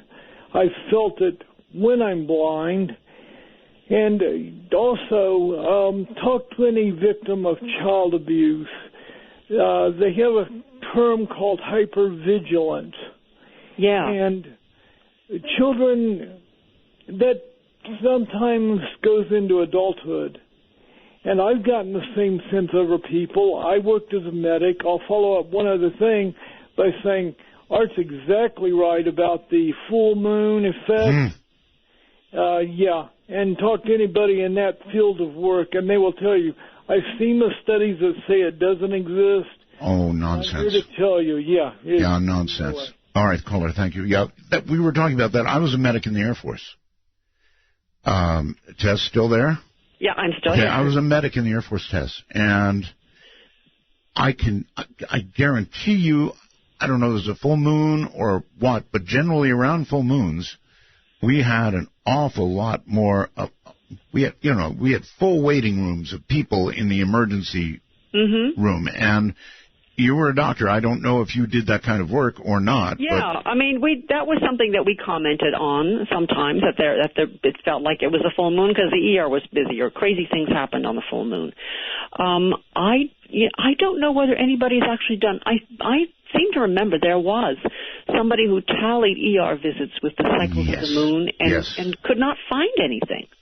I just don't believe it. I don't believe it. Anybody who works with... I'm sorry to bring you down on this stuff, but... Yeah, no, that's all right. Numbers. That's all right. I like my numbers. It's the police, too. I'm sure there's some cops out there. That's right. Absolutely. I know that... This is a long-term belief among emergency workers that the full moon affects people, but I haven't found any studies that say that's absolutely true. Well, I'm not going to even say the full moon. I'm just going to say it goes in cycles. Yeah. All right. Steve. I will say it's weather related. Stephen, hello. You're on the air with Tess Gerritsen. Hey, Art, longtime fan, longtime listener. Glad you're back on the air. Thank you. I just wanted to say, being a former military soldier, I disagree completely with you can't sense when somebody's watching you. I mean, we're trained to look for that and know that. Being to Iraq once, Afghanistan once, and doing my deployments there, I can tell you for a fact that it's not hard. You can go around, and now coming back stateside, you can stand in a Walmart and feel the energy and the people around you and who's watching you. Even to the point where you can actually pick out and feel the security cameras. If somebody's actually watching and monitoring the security camera, you can know when it's actually on you. It is definitely a hypervigilance. I don't know if it's a disorder or just an unlocking of the brain. But you can there definitely needs to be studies on it. I would say, honestly, make a bunch of friends with a bunch of veterans or hang out at a VA hospital. I mean, you can do your own study there and get all kinds of numbers. Yeah, I think there should be more studies. It says that the one I have seen has said that when maybe these were college students who were totally unstressed, so they didn't have that hypervigilant aspect that you're talking about. So I don't even know how you would. You never crammed for a final. It almost sounds, when you talk about hypervigilance, it almost sounds as if you're talking about stress, the post-traumatic stress disorder or something. I would say it would be the same effect, basically, that like Art was saying earlier about deer hunting. It's the fight or flight instinct. I mean, you unlock that part of your brain, and everybody can have it. I think it's a very primitive part of our brain that somehow we've forgotten how to use. Right. Yeah. That we've all had, and it's all there. It's always there. It's just we've forgotten how to use it. Everybody's gotten more, commonplace now, and they just, I think that's why people, get into accidents and they say that they weren't paying attention or didn't see it came out of nowhere. And I think honestly it's one of those because they're just not aware of their surroundings anymore. They can't feel the energies or the vibes that people are putting out around them. Kind of like if you walk too close to a TV, you can feel the static and the energy actually coming off of a TV. I think it's the same way with people. Yeah. Oh, we need to do this study. We need to get some veterans together and see if they can tell when they're being stared at. Oh, yeah, definitely. Go down to your local VA. I mean, heck, just sit there. I mean, you can actually sit in a VA hospital and just feel it and watch it. You'll see all the veterans. They'll be able to tell you who walked in a door that you may not even notice that was there. And they'll be able to tell you what color shirt they're wearing, how tall they are, how they were acting, the mannerisms, the whole 9 yards, just sitting there. Okay. Yeah. Thank you very much for the call. People will say, it's anecdotal. But it's more than that. There's something real about it. I say, Tess, something real about it. So... Well, I'm open to numbers. I would love to see some numbers on that. You are a scientist, aren't you? How did you write this book? Again, I wonder how you wrote this book. With your belief system, how did those words get formed? I'm open to alternative thought. That's all. I think that, I dive into somebody else's head and I start to write and I think, well, what do they believe? How do they think? Right. It's the same way as writing a book about serial killers. I have to get into the head of the killer and figure out how do you, when you walk down the mall and you're looking at other people and you are a predator, you don't look at the child the same way that the rest of us do. You look at the child and see, is he alone? Is anybody watching him? Is he grabbable? So it really, I think, is very much a case of empathy and being able to understand how other people live and think. They say that these people who commit these crimes we were talking about earlier have an absolute absence of empathy. Absolute absence of empathy. Yeah. Hard for me to understand, but I guess I can grasp it a little bit. Let's go to Gardnerville, California, or Nevada, rather, on the phones. Hi. Hi. I had something happen to me that was so unbelievable. I was at work, and I stepped outside just for a few minutes, and as I stepped outside, I saw 3 people walk inside. So I turned around and went right back in. As I was standing there, it was like all my hair just stood up, and I froze. And I was looking at the 3 people, and I thought, oh, my God, I'm thinking death. And I looked at them, and they were looking down. They didn't look up at all. And they weren't really looking at anything. They had really no reason to be in there, but their presence was so scary. So I was waiting for a ride to come pick me up, and it was closing time. And so I could barely talk because I just froze. You could feel it. So anyway, I said, well, I have to close. And I was scared to even say that. And they didn't say a word. And they just slowly walked out. And the person that came to pick me up in the car, I got in the car, and he goes, I had sliding windows. You could look in where my counter was. And when the 3 left, the person that picked me up said, I have their license plate. I go, you felt them from inside? He goes, yes. So he took the license plate. Listen to this. So I go, oh, my God, this is telling us something. This is, I go, we got to call the police. I go, but nothing happened, I said, but it was so strong.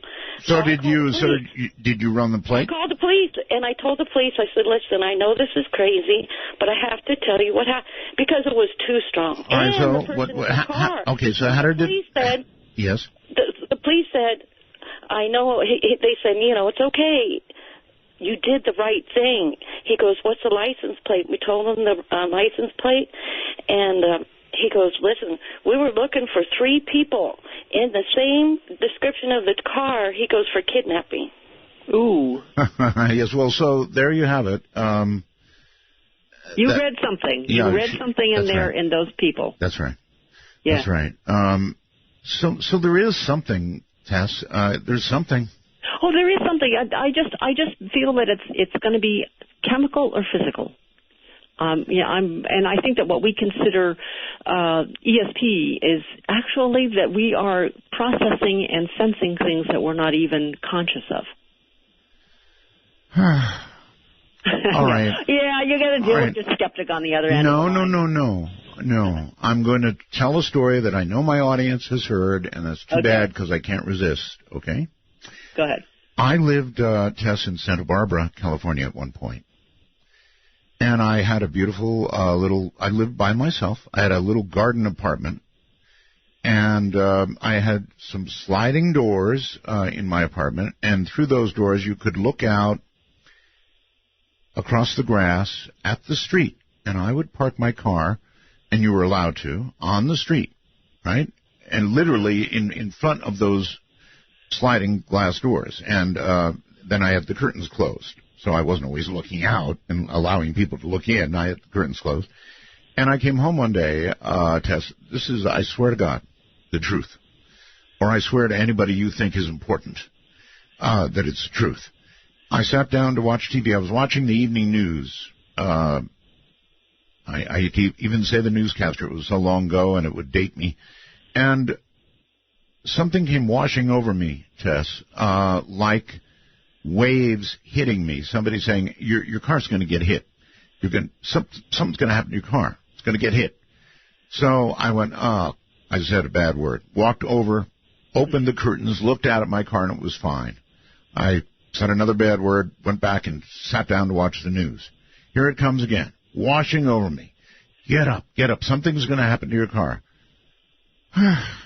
Another bad word, go overnight, look at my car, it's fine. Third time, Tess, this is the truth. Third time, I mean, it was so overwhelming that you could not ignore it. Finally, I went over, opened my curtains, slid the door open, watched as a guy walked down the path next to my apartment, which went down to the street. He got in the car in front of mine, started the engine, put it in reverse, and hit my car. It so shocked me, Tess, that I sank to my knees, but not so much that I wasn't smart enough to get up and say, hey, I saw that. And he said, I'm stopping. But, yeah. The point is, what was that? That is one of those unexplained mysteries. Does this happen to you often? I mean, I'm just No. That was the only instance of that ever happening to me. But it could not be ignored. It was not a subtle little something. This was, here it comes. It's about to happen. And it just kept coming and coming and coming like ocean waves crashing over me until I went over there and watched what I saw. Mm-hmm. Well, that's one of those instances where I can just say I have no idea how that happened. And isn't it wonderful that we still have these unexplained mysteries? Yes, it's wonderful, I guess, that we have them, but it's indicative of something beyond. Something beyond what yes. Well, you know what? As a doctor, I saw a lot of things I could not explain. When I was working in the hospital, I had a patient who was getting ready. He was recovered. He was about to be discharged the next day. Yes. And he suddenly collapsed and died in his room. And his family, which was out shopping that day, suddenly came rushing back into hospital. Nobody had called them. They were not alerted to it. They just knew in the middle of their shopping trip that Dad had died. Well, and, they came running back in, and I remember all of us thinking, "Oh my, how did this work?" So I have seen that. Certainly, I was practicing in Honolulu at the time, where people believe in ghosts there. Yes, they do believe in ghosts. Haunted and Hawaii. And I was working in a hospital where there was one room that was considered haunted, and we tried not to put patients in there because every time we did, they would wake up screaming to get that person out of their room. So these are the mysteries that keep me wanting to find a ghost, to see a ghost, that keep me thinking, I think I'm scientific, but I'm open to other possibilities. What kind of physician were you? internal medicine. So we had a lot of patients die. And we were talking about, heart attacks and cancer and people who are sick, older people. Right. Did you have any instance of anybody who flatlined and came back? No, I've never had anybody with a near-death experience. Unfortunately, when they flatlined, they were pretty much that was dead. It. Mm-hmm. Yeah, I have not talked to anybody with an NDE. I know that's something that you've discussed on your show. Oh yes. Before. Sure.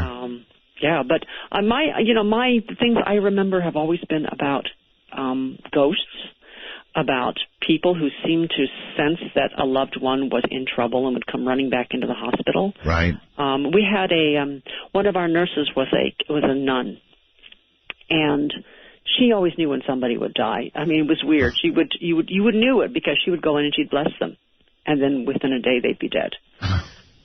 She just knew. It was like that cat that used to, Oh, you know about the cat? Make the rounds. Oh yeah, I know about the cat. The cat that would make the rounds, and the cat knew who would die next. Yes. Scott on Skype, you're on the air. Yeah. Hi, Art. Hi, Tess. When Tess was telling of her adventures in the courtroom dealing with the Hollywood types, my mind went back to the 1997 film with Al Pacino and Keanu Reeves, The Devil's Advocate. Yeah, I remember that.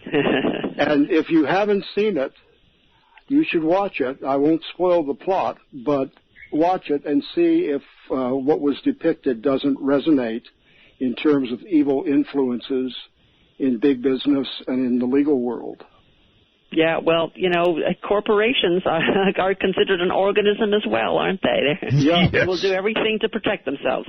Yeah, and one of the speeches that Al Pacino gives as head of this international law firm, somebody asked, why the law as this evil character? He said, well, the law reaches into everything. Business, finance, entertainment. Everywhere. And on and on and on. And I'm telling you, if you haven't seen it, it's on cable every now and again. Watch it, because I think it will resonate with you. I agree. It was a great film. You know it, right? Yes, I do. And that was my one and only experience with the legal system, and it was very disheartening. It only takes one. I'm sorry to say. That's right. It only takes one to teach you that it teaches you your place in the universe, which is very small. Yes. Very quickly, let's go, let's see where. We're going, I think, to Stockton, California. Hey, Art, this is Benny. How are you doing? I'm doing fine, sir. Good. Great show tonight. Thank you. I just wanted to ask your guest about the Denver airport, and of course, there's, I guess there's a lot of symbology going on there, and supposedly there's conspiracy of the reptilians underneath. I doubt she knows about it, but we can ask. I don't. I haven't been to the Denver airport in like a decade. Okay, well, right. There's all kinds of conspiracy and, of course. Surrounding the Denver airport. It's really weird. And also, I'm sorry to interrupt you. That's right. It recalled this episode recalled me to a past show of yours on the old radio show of a caller that he was like an Area 51 guy, and yes. he supposedly worked for them, and he was really frantic, and it all of a sudden got cut off. But what he was mentioning was how supposedly these aliens had infiltrated certain aspects of the military establishment of Area 51, and so on and so forth. It just kind of ran parallel with what you guys were talking about, or with what she kind of was mentioning. I don't see where the parallels are, but that's a very infamous incident, of course. Yes, the infamous incident, exactly. Well, I just saw it as the reptilians, if they were, hidden, human / like aliens, and maybe they had something that, I don't know. They'd be everywhere. They would have infiltrated the legal system as well as the military. So, well, I mean, a lot of this is no weirder than what you wrote about with the Nephilim. This is true. It's not. It certainly opens up this shadowy world. I mean, if you believe in this, then you see them everywhere. Well, I don't know about everywhere, but yes. Well, wherever power is, it's all about power. What are you going to write about next? I'm actually writing about the symbolism of saints who have died. Really? Martyred saints. I was in Italy, and I was looking at a lot of museum paintings. And my goodness, Tess. Yes. The writing you do with the belief system, you got it. My goodness. Hold on. We're at a break point. We'll be back. Tess Gerritsen is my guest. And if you want to join us, you know how.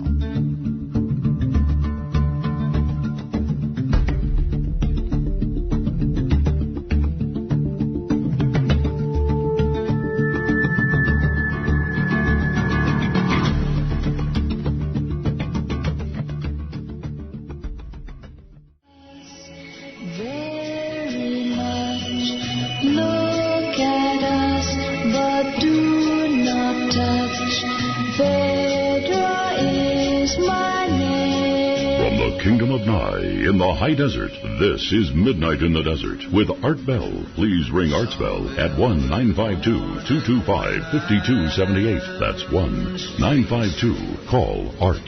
Or, of course, Skype, MITD 51 in North America, MITD 55 in the rest of the world.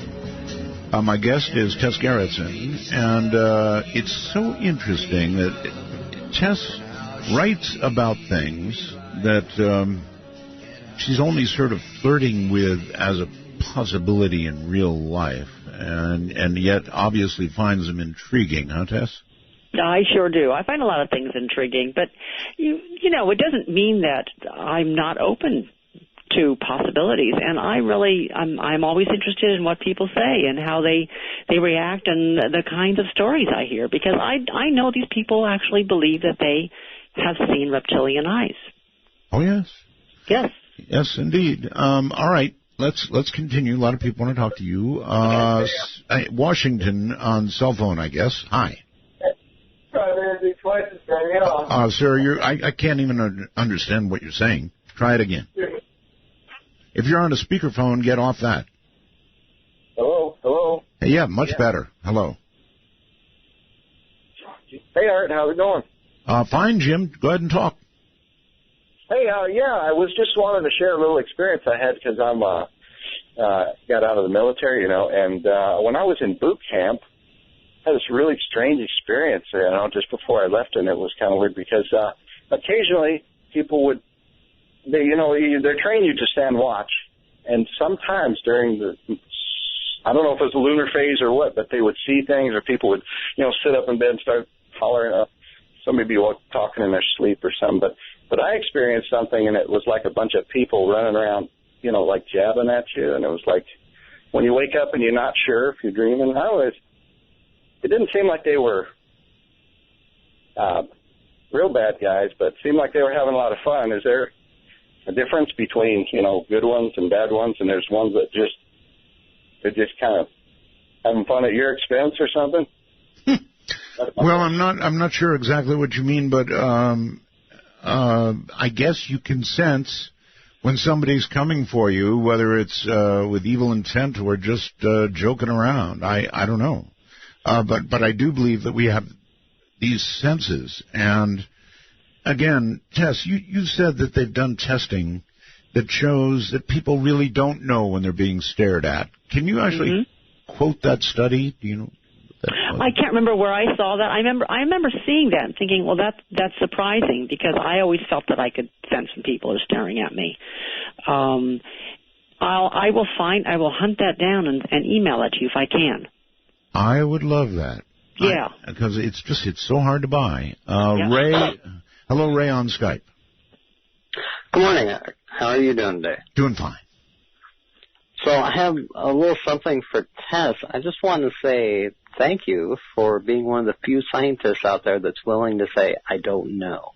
That's probably the best thing that a scientist could learn to say. Because there's so many things we don't know, and to be honest about it instead of saying, well, I have a theory. Is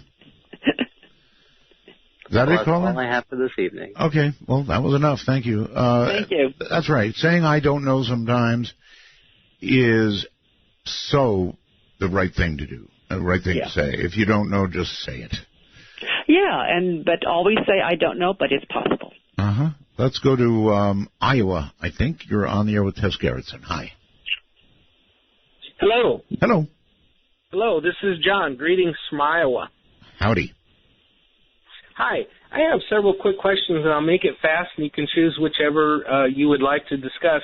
I have a question for Tess regarding the Russian video of the people at a dance club where the lights accidentally went out, and there were at least 4 or 5 guests there whose eyes immediately shone bright in the pupils, so much so that they scared the band, and people just started running out of the club. Have you heard of that? I haven't heard of it. I haven't. I'm going to have to find that. Is that on YouTube? Yes. There's several versions now. Someone quickly tried to debunk it, but there's another video where they interviewed members of the band, and this is a real thing in Russia. They're still very, very scared about it, talk about it. How would you find it on YouTube? I don't see it myself. I've never heard of this. I believe if you use the keywords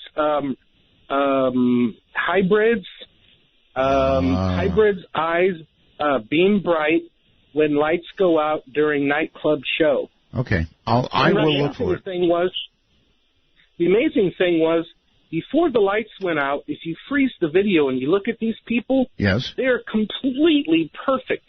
They're completely polished. There's nothing, I mean, they're mannequin-like, but they're very, very beautiful. There's nothing wrong with their hair, their clothes, their appearance. They look too good to be true.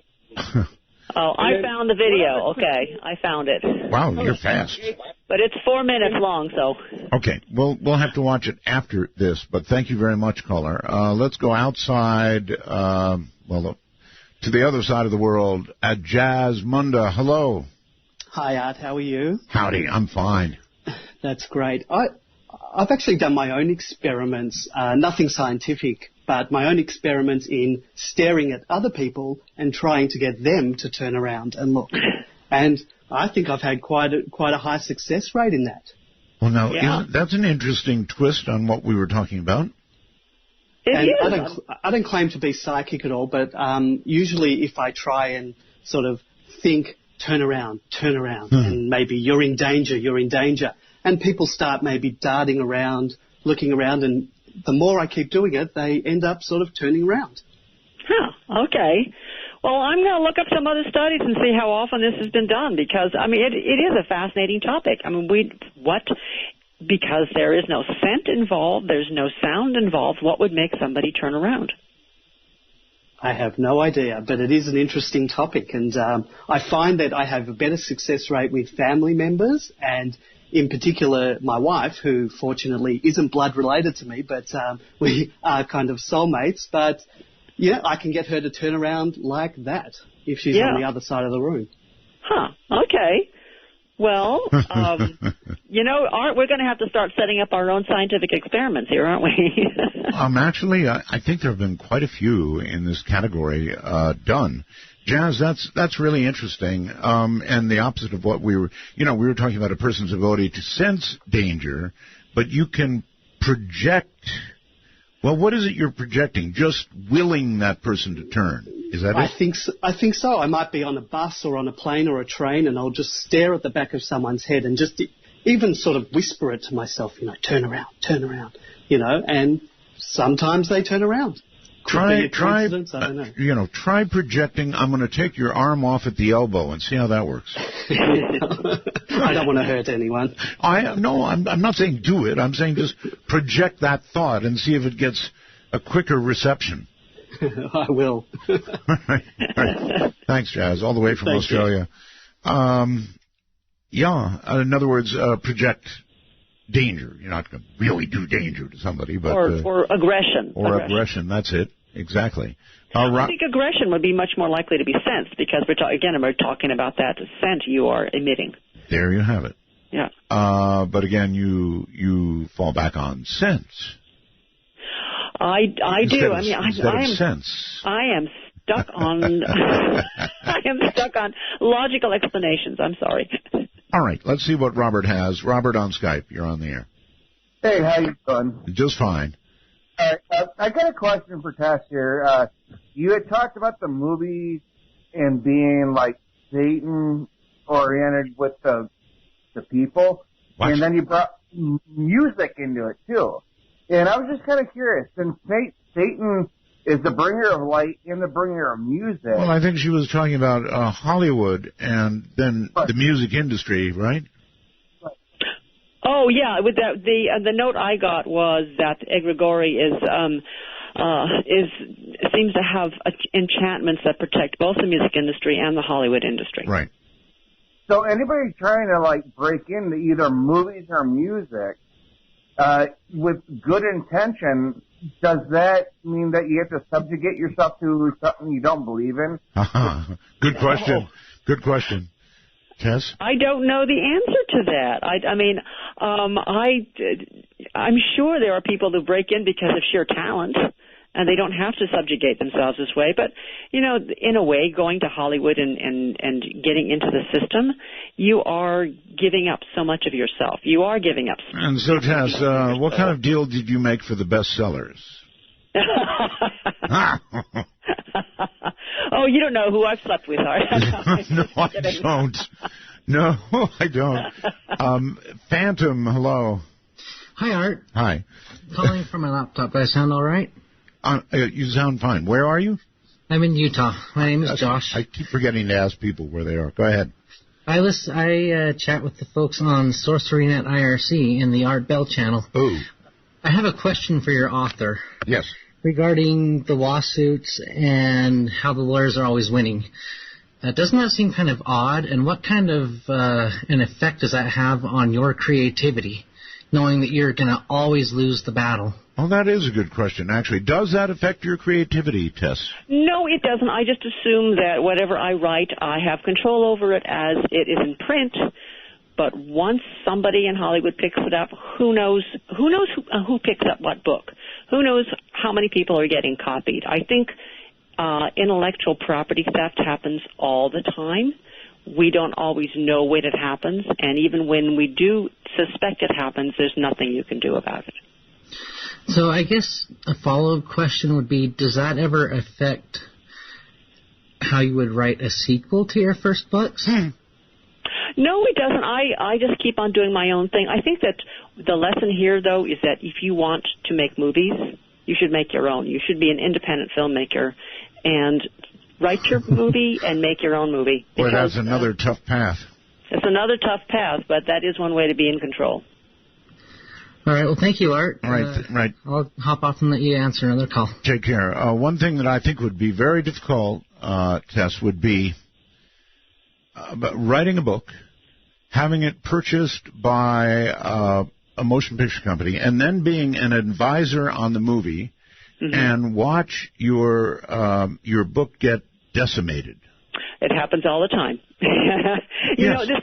Authors always complain. They say, oh, they ruined my book. But the truth is, yeah, your book is still there on the shelves. The book has not been ruined.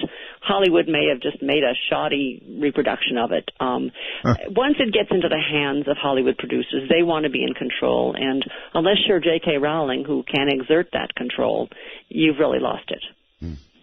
All right, let's go to just over the hill in Las Vegas, Nevada. Hi. Hi, it's me? You, yes. Okay, this is OC at Las Vegas. Hi, Art. Hi. Tess, did you tax here in Las Vegas? I did not know that. Mm-hmm. That's interesting. Yeah, I think it's interesting from the point Well, there's a lot of people. Remember Sinatra, sir? Oh, yeah, of course. Oh, yeah.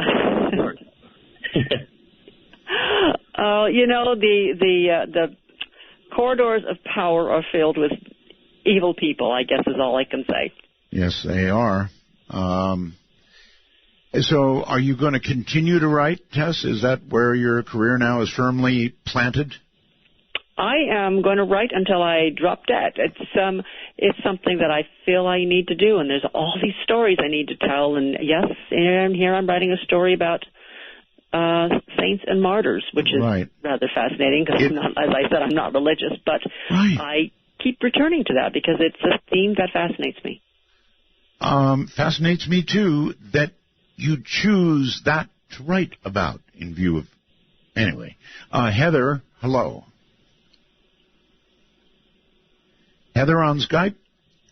Hi. Hi. We are talking about... I have a story. My grandmother passed away, my great-grandmother. The night before she died, I was sitting in the hospital with her. Yes. She was 98, and at that point she could barely talk. Right. The nurse came in and she looked at me and she said, it's visiting hours are over. And I said, well, I don't want to leave her. I said, she's not going to make it through the night. And the nurse says, honey, she's fine. Her vitals are fine. She's good. She's going to be okay. Mm-hmm. And at that point, I walked over to my grandmother and I looked at her and she looked at me and she says, honey, I'm going to be okay. So I'm listening to your stories tonight and I'm listening to, how people, the stories, and I was thinking about that, and I was thinking that finish your story. What happened? Well, I was adopted, so we weren't blood related. And the next morning, she passed away early in the morning, about 8 o'clock. I was at work, and my thought of it is that I think sometimes you're connected to other people so solely it doesn't matter.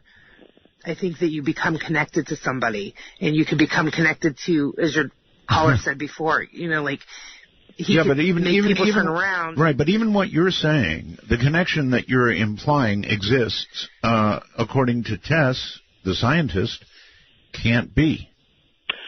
I didn't say it can't be. I just said I have no evidence of it, except for, as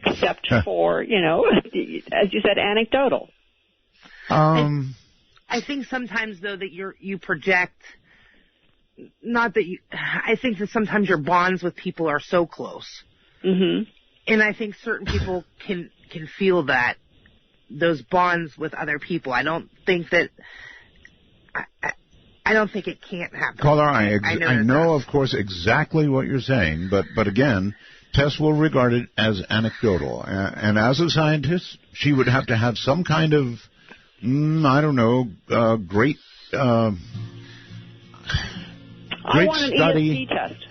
Great study that would conclusively prove, statistically beyond any shadow of a doubt, that kind of thing happened. Right? That's right. It would make me feel more comfortable.